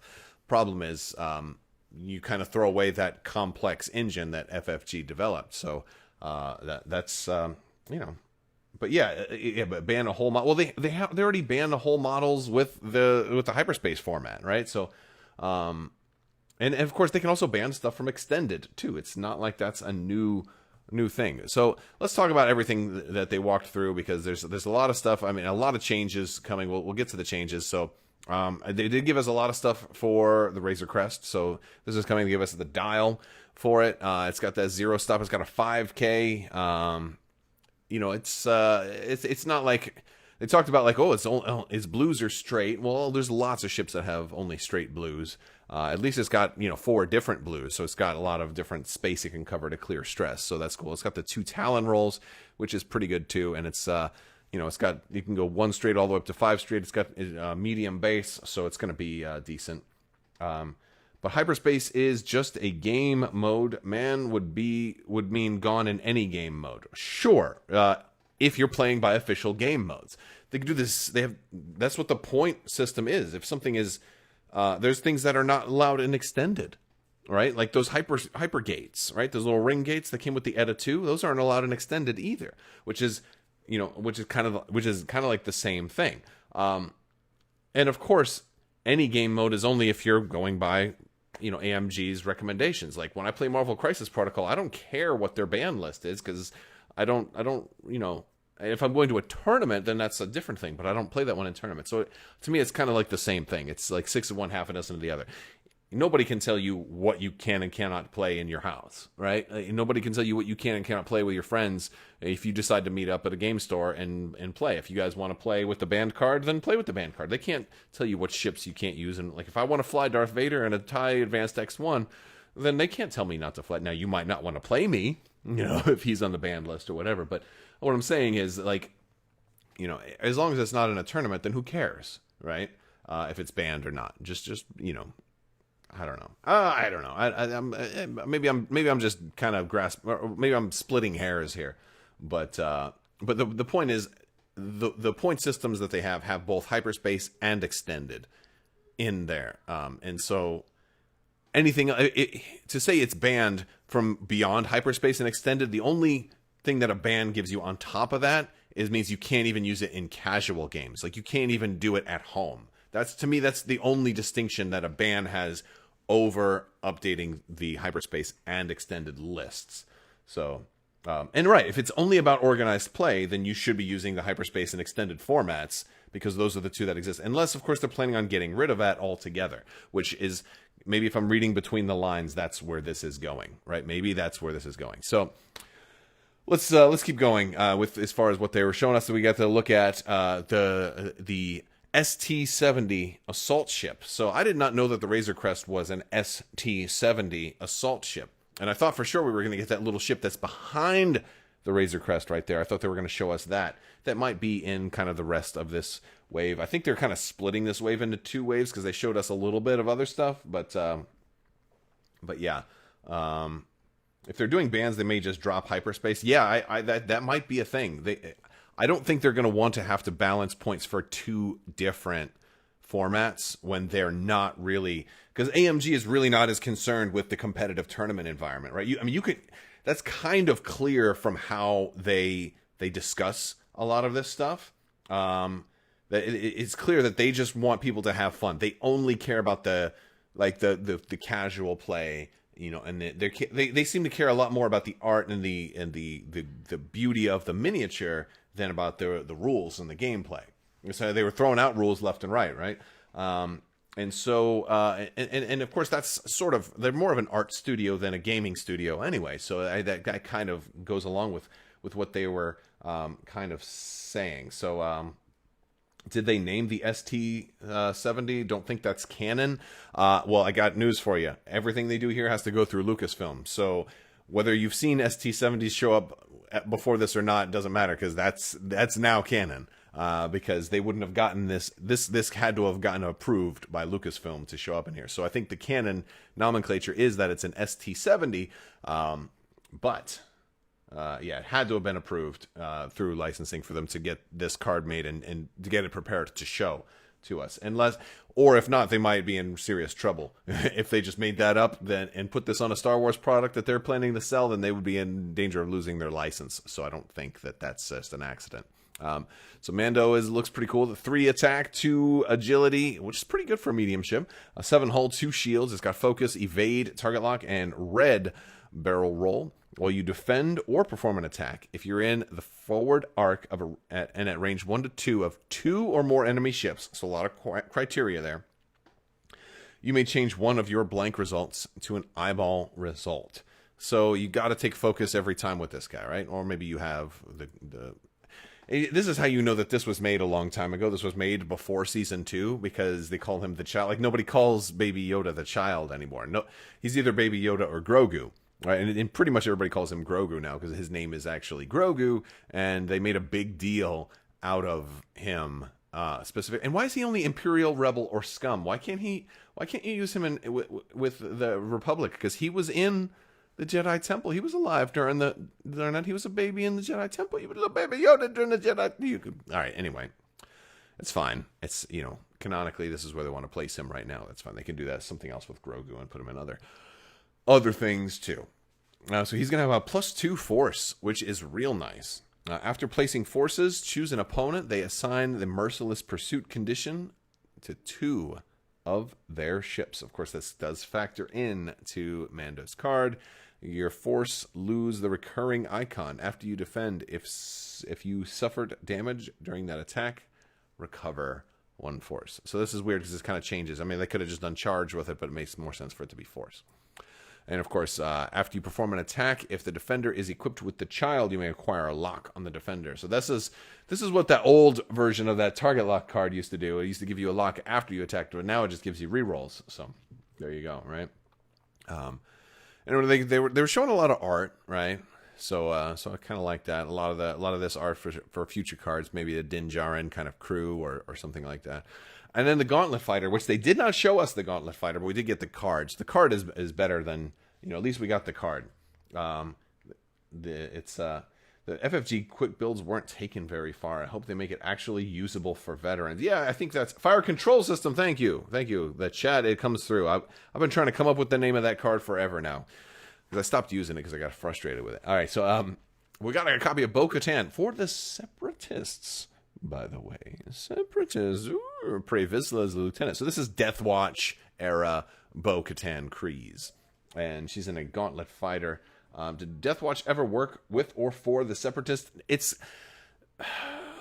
I believe so. I want to go back to the beginning of the Mandalorian arc. I think at the very, very beginning, they were kind of reporting, or they were being manipulated, I believe, by Count Dooku. I think he was trying to cause the Mandalorian civil war. I believe it was something like that. But I don't think they were working, I don't think they were consciously working for them. I believe their allegiance was to themselves, but they were being manipulated by Count Dooku. I think it was, he was radioing in. It's like, oh yes, you must make sure you stop Gandalf and the hobbits from reaching Mount Doom.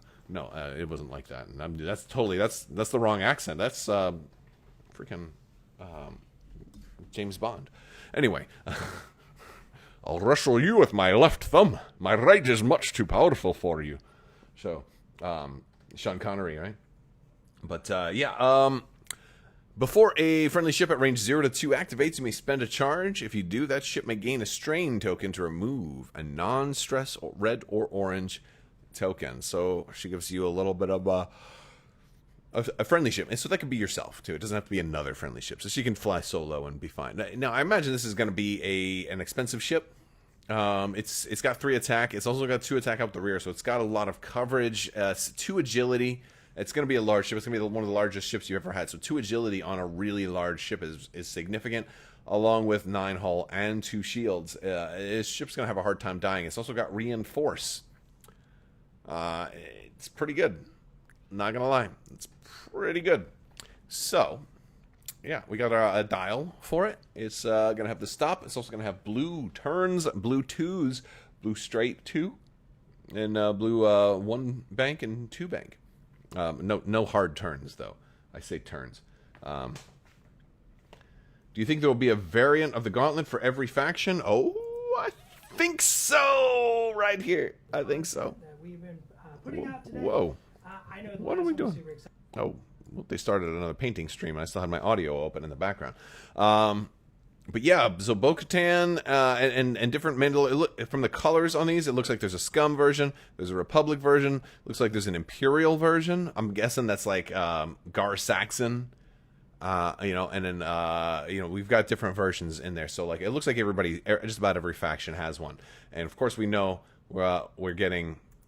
Where is he? Fen Rao. Wait, no, he's in a Fang. He's not in the Gauntlet. So, they could still do. So, we got these little guys, our Mandalorian Super Commandos. The funny thing is they showed it this card, and then they wanted to talk about the art as a whole separate slide, but it's the same art in both cards. But can you upload the video later? This is going to be on demand. You can go back and watch right now. This is up.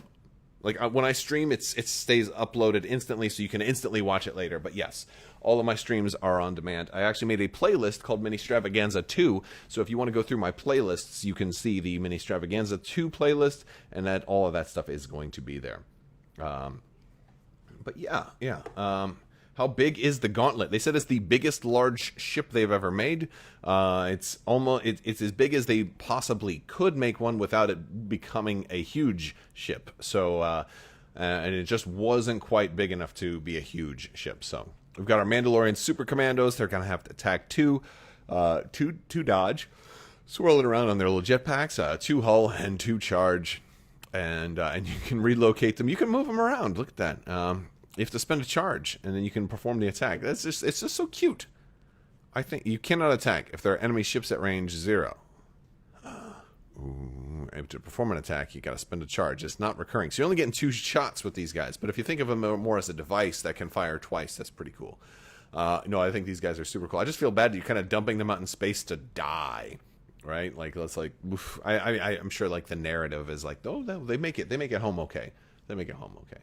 Maybe they shoot and they're like, oh, we're out of ammo, let's fly home. You could just play it that way. And of course, there's this art for the Fang Fighter. They showed this one a lot. This one was a placeholder. I don't think they had the other stuff ready yet. And then there's going to be another card pack coming out. So this is particularly interesting. Going to be the Pride of the Mandalorians card pack is going to be coming out. It's going to have a lot of different stuff based on, it looks like Mandalore in the background. And you have an ISB Jingoist. Before you engage, you may choose 1 enemy ship in your forward arc at range 0 or 1. If you do, that ship gains a deplete or strain token of your choice unless it chooses to remove a green token. And so and you can only have 2 of those. And you've got Fenrau. Fenrau for the Rebels. I love Initiative 6 pilots, although Initiative 6 is going to matter less and less and less, because while they give us this, they're also throwing out bidding, so you can no longer bid for first player. So you might have just as much luck with an Initiative 5 pilot. But before a friendly ship at range 1 to 2 engages, if there's an enemy ship in its forward arc at range 1, that friendly ship may remove a non-lock red token. So there we go. And he's still got Concordia face-off, 3 attack, 3 defense, 4 hull. And there's some more art of Sabine. So Sabine's going to also be involved in this as some kind of either crew, or maybe this could be like a talent, you know, uniting the... She's kind of uniting the clans, so that could be a talent, certainly. And then of course we got the from the Mandalorian, the TIE Outlander here, which apparently will show up at some point. Also, most likely as its own ship. I feel like this is probably one of those ships that they said there was going to be more, like, they said it would be another wave, but I feel like this is all the same wave, and they're splitting this wave into 2 halves, because more stuff that they're going to announce either later in the year or next year, because all the stuff that they've shown us between the 2 ships that they've shown us, they're aiming for first quarter 2022 is what they're aiming for. This one will probably be like second or third quarter. I'm guessing this is coming, but all they did is show us this art. They didn't really say that this was definitely coming, but obviously this is coming. Now, my big question is it going to have folding wings? And I think the answer to that's going to be absolutely, because how could you make this ship and not give it folding wings? I mean, if you weren't, you just might as well fly a regular TIE fighter instead. Literally the only thing about this is the folding wings, right? Because when its landing gear is down, like, this needs to be in Legion. Honestly, they need to make this for Legion. And then, of course, we talked about the quick builds. They're going to be doing quick build cards. We've got... and they're going to be running Aces High. So they talked about organized play, and it really sounds like... First off, Worlds. They're not doing a Worlds for Adepticon. Worlds would most likely be at Adepticon. They are going to be at Adepticon. They're not doing Worlds. What they're going to do is some narrative events at Adepticon. So they are going to have a presence there. They'll probably have like a regular tournament also, but it will not be Worlds. They don't want people flying internationally and causing another COVID outbreak and all this other stuff. And it's also about just corporate, you know, they can only be liable for so much stuff. So it's a liability thing. Because if they have Worlds and people go there and get sick, then there's always that chance somebody turns around and sues Asmodee. Well, I only had a Worlds invite and you forced me to use it here, so...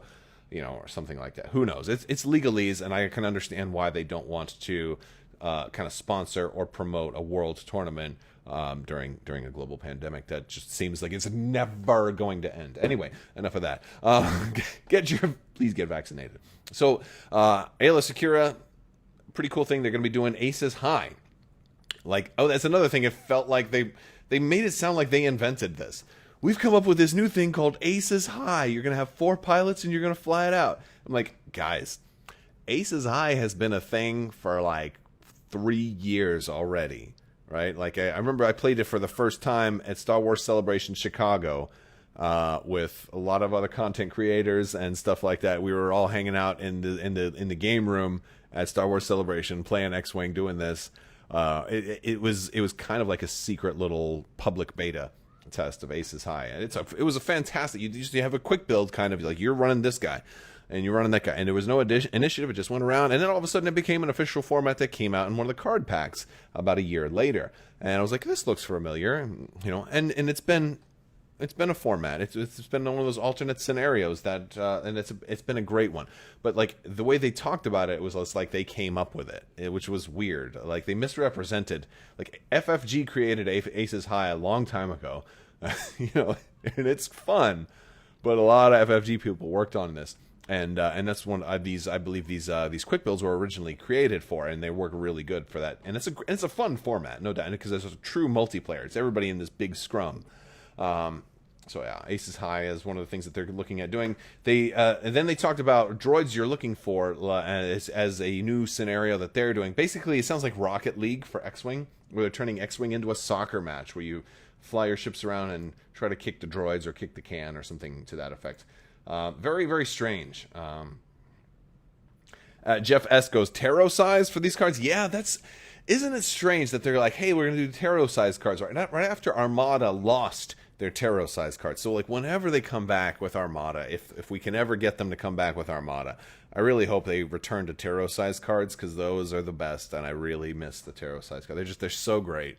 I really, really, really want tarot size cards back for Armada, like officially, for all the new stuff too. I know that you can order them custom done from other sites, and that's cool, but it'd be nice to know that like all future ships are always going to have this also, and all that other stuff.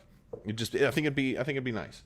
Or have options too, or sell a tarot size card pack as a side option. Like I know that there's aftermarket people doing it, but I mean, just be nice. I hate the thought. I always have this thought in my head that I'm going to go to a tournament and somebody's going to be like, that's actually a third party card. You can't use that. And I'm like, well, I guess I'm driving home then.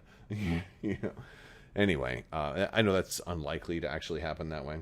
But I want all the cards to be the same size, standardized, at least amongst factions, right? Like, I like the small upgrade cards, but then they went to the medium size upgrade cards. Okay, that's fine, whatever. I actually be okay if they went with everything being the normal size regular card. Oh, we got some. I'm gonna do giveaways too.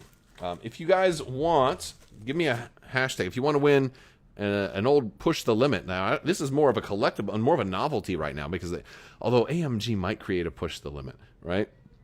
But this was for X-Wing 1.0. It's one of those promos that never got given away. So if you want to push the limit for X-Wing 1.0 in honor of 3.0 or something like that, give me a hashtag PTL in the chat, and I'll be announcing that in a few minutes. But I'm going to continue talking about some of my bullet points, and then I'll get to the giveaway. We've got, let's see. So they're going to be doing Kick the Can as the droids you're looking for as kind of an AMG custom thing. And they're also no longer updating their squad builder, their official squad builder. So that's a big, let's get into the 3.0 changes, the big changes.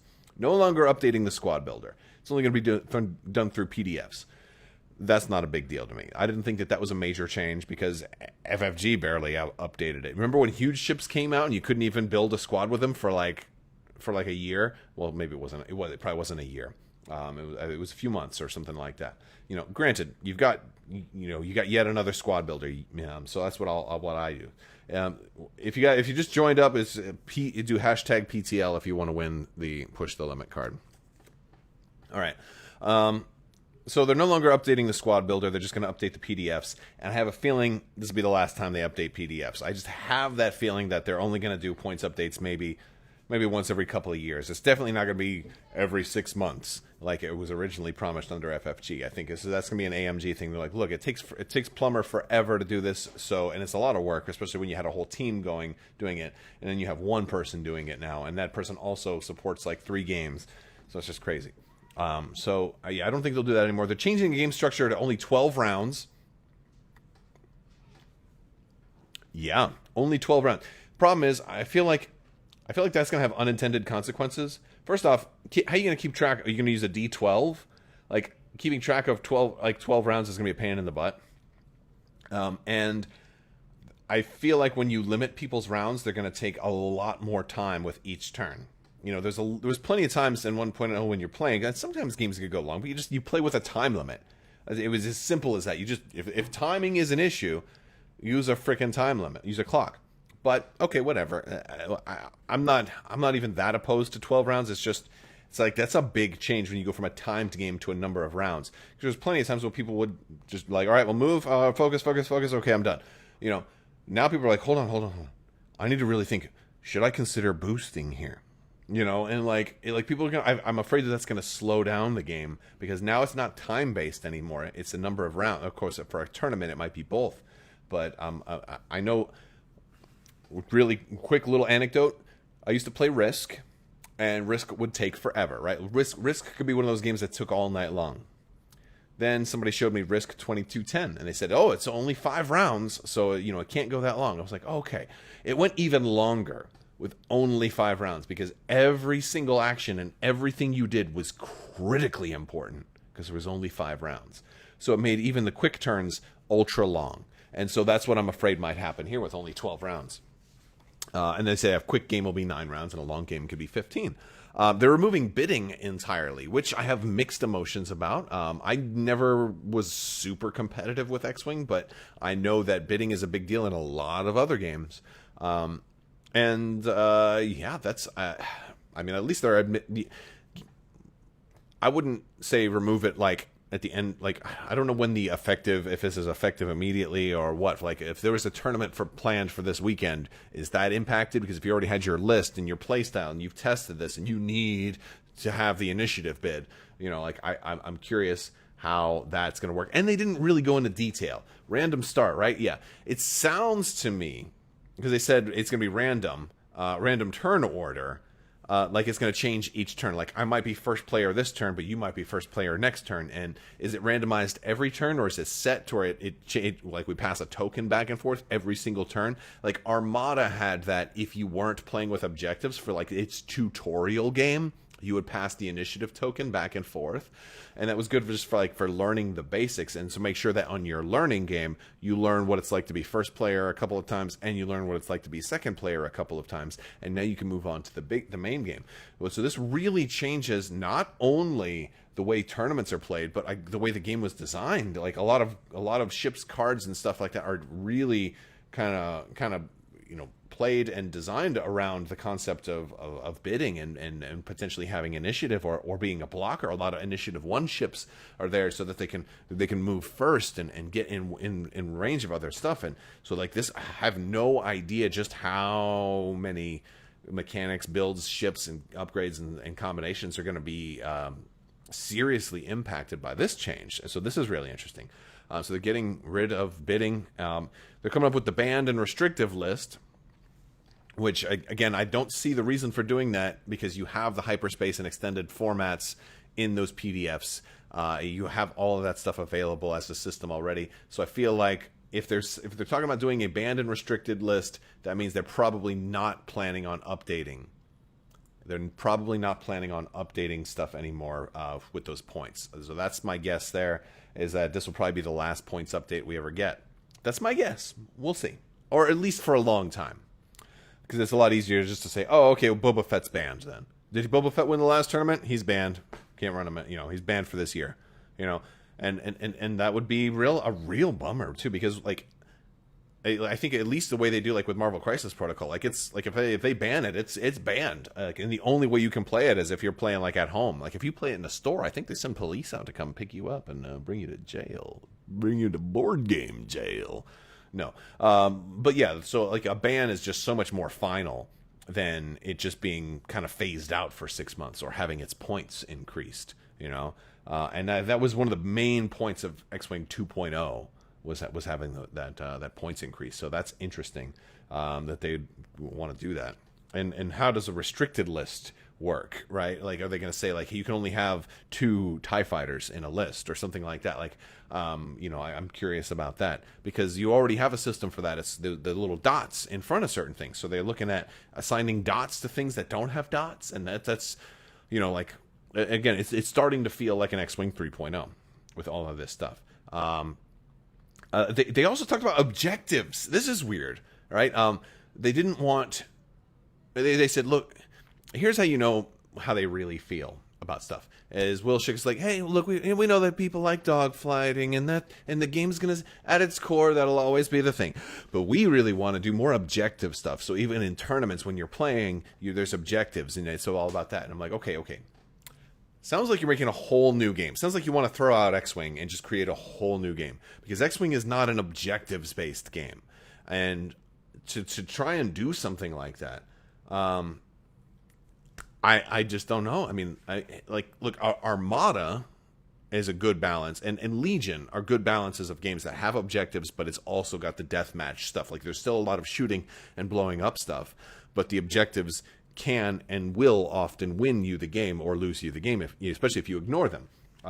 But X-Wing has always just been about dogfighting, and it has scenarios that are sometimes about objectives. So if you're looking to put objectives into even competitive games, that sounds like you're trying to completely change the way X-Wing is played. And if it's about, if it becomes an objective game, then it's not going to be about aces anymore. It's going to be about, 8 TIE fighters. because you're going to need every possible ship to go grab that objective. So it's just going to be about who's got more ships, and then it's going to be all 8. I mean, again, this is all just theory craft, because who knows what they're going to come up with, but that, I mean, that's one risk that you could run into with doing something like that. So, from a X-Wing 1.0 viewpoint, a restricted list could be something like you can't field more than 3 stealth devices. That could be something that happens, sure. But then they go into like maybe shying away from objectives altogether. I'm not objectives, but upgrades altogether with the quick builds. So they talked about this quick build, and they're saying, well, we want to do more of these. What if we did these for pretty much every ship? And it sounds like what they're going to be doing at some point is kind of releasing a, hey, here's our new standard of every ship has its own quick build in this format.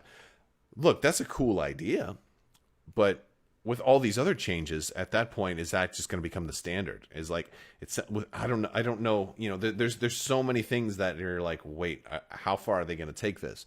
How far are they going to, and that's kind of my question for every one of these major bullet points. Ban and restricted list. How far are they going to take that? I don't know. How far is this whole random turn order thing go?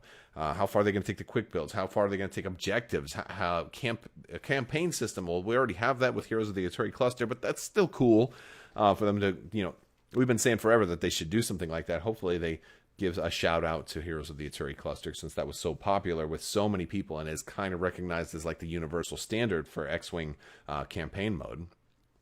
So hopefully they give a nod to that, although maybe legally they can't, but hopefully at least behind the scenes they give somebody a high five and say, hey, thanks for kind of paving the way, because that would be pretty nice. But yeah, and then reprints, they're going to try and get a lot of 1.0 stuff reprinted into 2.0, and maybe that'll happen eventually. They did kind of make that sound like that's way down the line, but overall, it sounds like they definitely have a plan for X-Wing in the future, which was really hoping to get a stream like this for Armada.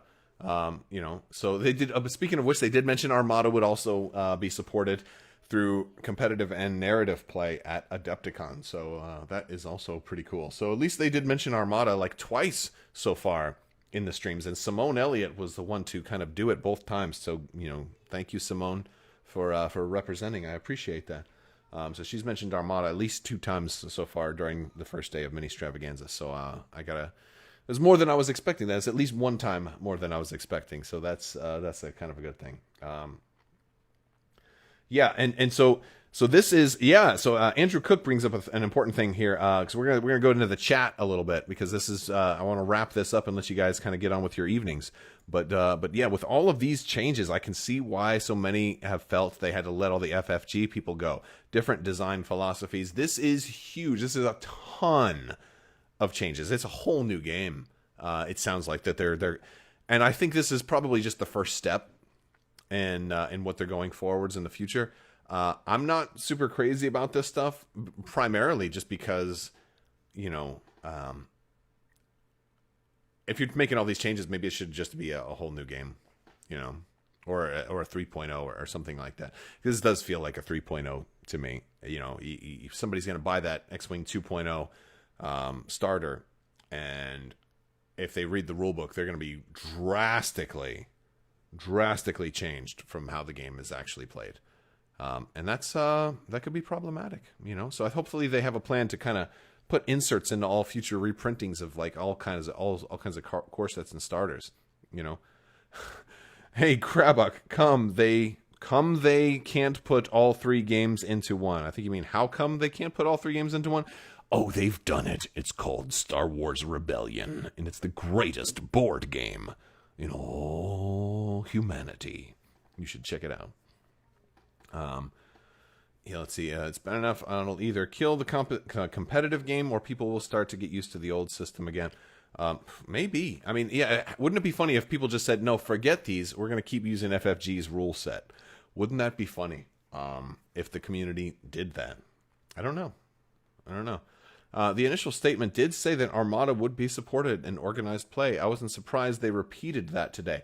No, but I'm surprised that they mentioned it in 2 different streams, especially during this X-Wing stream, which this was a little bit more than I expected. I didn't expect that. I guess I had hoped that they might bring up Armada again, but like I felt like they volunteered it even though they didn't have to. So it was very nice that they did, and so hopefully they'll give some Armada some support. And I'll say this, even if you're really upset with all these changes, at least your game is still being looked at into the distant future. They have really long-term plans here for X-Wing, and that's better than just shelving the game, right? At least that's my take on it, because when you have no plan for the future, people eventually might stop showing up to tournaments, and then your community shrinks and shrinks and shrinks. So it's really nice when things get better. But I'm going to be wrapping things up here in just a minute. I got to bring back Mini Crab to say goodbye. There he is, folks. It's Mini Crab. He was happy that Armada got mentioned 2 times today. So all right, get out of here, buddy. Get. All right, that's enough of Mini Crab. And I think we're gonna wind things down. If you haven't already, I didn't pick a winner for the Push the Limit card, so let me scroll up and pick a winner.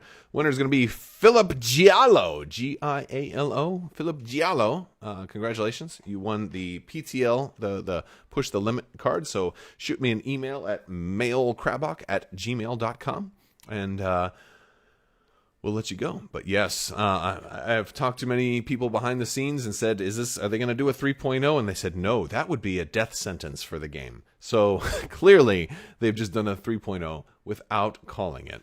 Hey, it's Karnak. What's going on? Star Wars Armada Explained. I don't know if you've been here the whole time or not, but they did give us an Armada shout out during this particular stream. So that was certainly lovely to see. That they talked about Adepticon and having some official support at. But yes, make sure you guys check out Star Wars Armada Explained if you're Armada fans.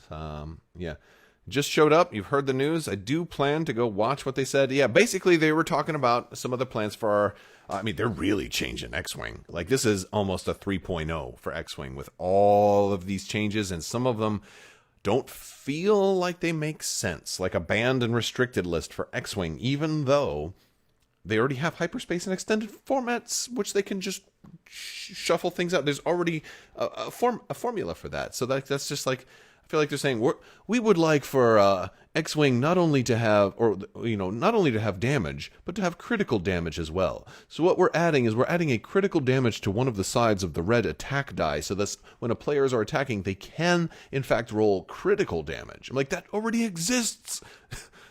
Yeah, they're doing some really strange decisions with this game. So many, in fact, that it really does feel like a 3.0, but they're desperately afraid to call it 3.0, and I am currently weighing the options on whether or not I should do a video. It's like X-Wing 3.0 for real this time, and they already hate me anyway, so I'm like, I wonder if I should just go all in and be like, hey, AMG is making X-Wing 3.0. Now, certain places that are in bed with AMG will probably be like, no, guys, this is not a 3.0, but it kind of is. 12 rounds only is automatically enough. Imagine if they changed, this would be like them changing Armada to saying it's not going to be 6 rounds anymore. It'd be 3-hour games. So however many rounds you can get in 3 hours, and that's how long the game goes. And I'm like, well, shoot, I could play 12 rounds in 3.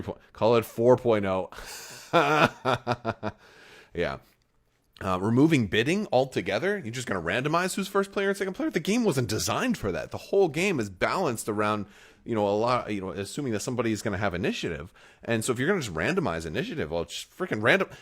I'm surprised they didn't say, we're going to, we don't like the randomness of dice, so we're just going to take out the dice and you automatically roll like 1 miss and all the rest hits for all of your dice. And that's how much damage. And you automatically roll, 1 dodge, 1 evade, and all the rest blanks for your green stuff. And now we can play without dice. So no longer will the randomness of fickle dice get into your games. Everybody does a set amount of damage, And then we feel like the game will be a lot more balanced for new players that way. There's a whole lot of new player because they're all new players. So they're like, hey, everybody has the same opinion that we do. We're all new player. I don't know. It's just so weird. This whole thing is, I feel like I'm in the twilight zone of Star Wars right now. I feel like I'm Ezra Bridger and I went through the door, the doorway between worlds. Maybe it's a really, really good idea that they put Armada on the shelf for right now. I mean, honestly, isn't this a great... I feel like Armada has the best news of all. I'm so glad they're not touching Armada right now. I am so glad they haven't done anything with Armada. This is the best... This stream was the best news for Armada we've ever had. And that's where I'm going to end today's stream. Because, boy, oh boy, that's crazy. If they shook up Armada the way they shook up X-Wing tonight, we would have an Armada sad Ewok bonfire or something. I don't know. All right, you guys, that's gonna do it for me for tonight. I'll see you guys tomorrow. What do we got coming up for tomorrow? We got some stuff going on tomorrow. I'm gonna pull up my little thing. Tomorrow's Friday. The morning is painting. Marvel Crisis Protocol. I'm not gonna stream that. They're just doing the Spider-Man and Doc Ock thing. They got boots on the ground. I will be doing that at 11 a.m. Pacific, which is 2 p.m. Standard. So I'll be probably going live around 1:30. They're going to square off. They're going to play some Legion. And that's where we're going to see some of the new Scum and Villainy stuff that Luke Eddy designed. So Luke Eddy's final wave. We're going to start seeing some of our first pieces of this. This was all designed under FFG, or about 95% complete under FFG before it went to Atomic Mass Games. It's important that you guys know that. So as much as you like it, remember that this was all Luke Eddy and the rest of the FFG team. And Corey DeVore sculpting, and all this sculpting and stuff was just about done under FFG too. It's mostly all done under FFG. So just, if you like the wave, just be sure to give a shout out to some of the people who worked on the product rather than just who the publisher was. That's one thing I need to probably do a little bit more too. All right, guys, I want to thank you all so much for watching. Big thanks to my patrons. You guys are absolutely amazing. Also, if you have a garden hose swinging around you like a hula hoop, make sure the water is not turned on because you might get really wet. All right. Unless, of course, you want to get wet. If you're wearing a bathing suit, you'd probably be fine. If you're wearing a tuxedo, you probably don't want to get soaked. You might have to return that thing. I'll talk to you guys later. I want to thank you so much for watching. Have a great day.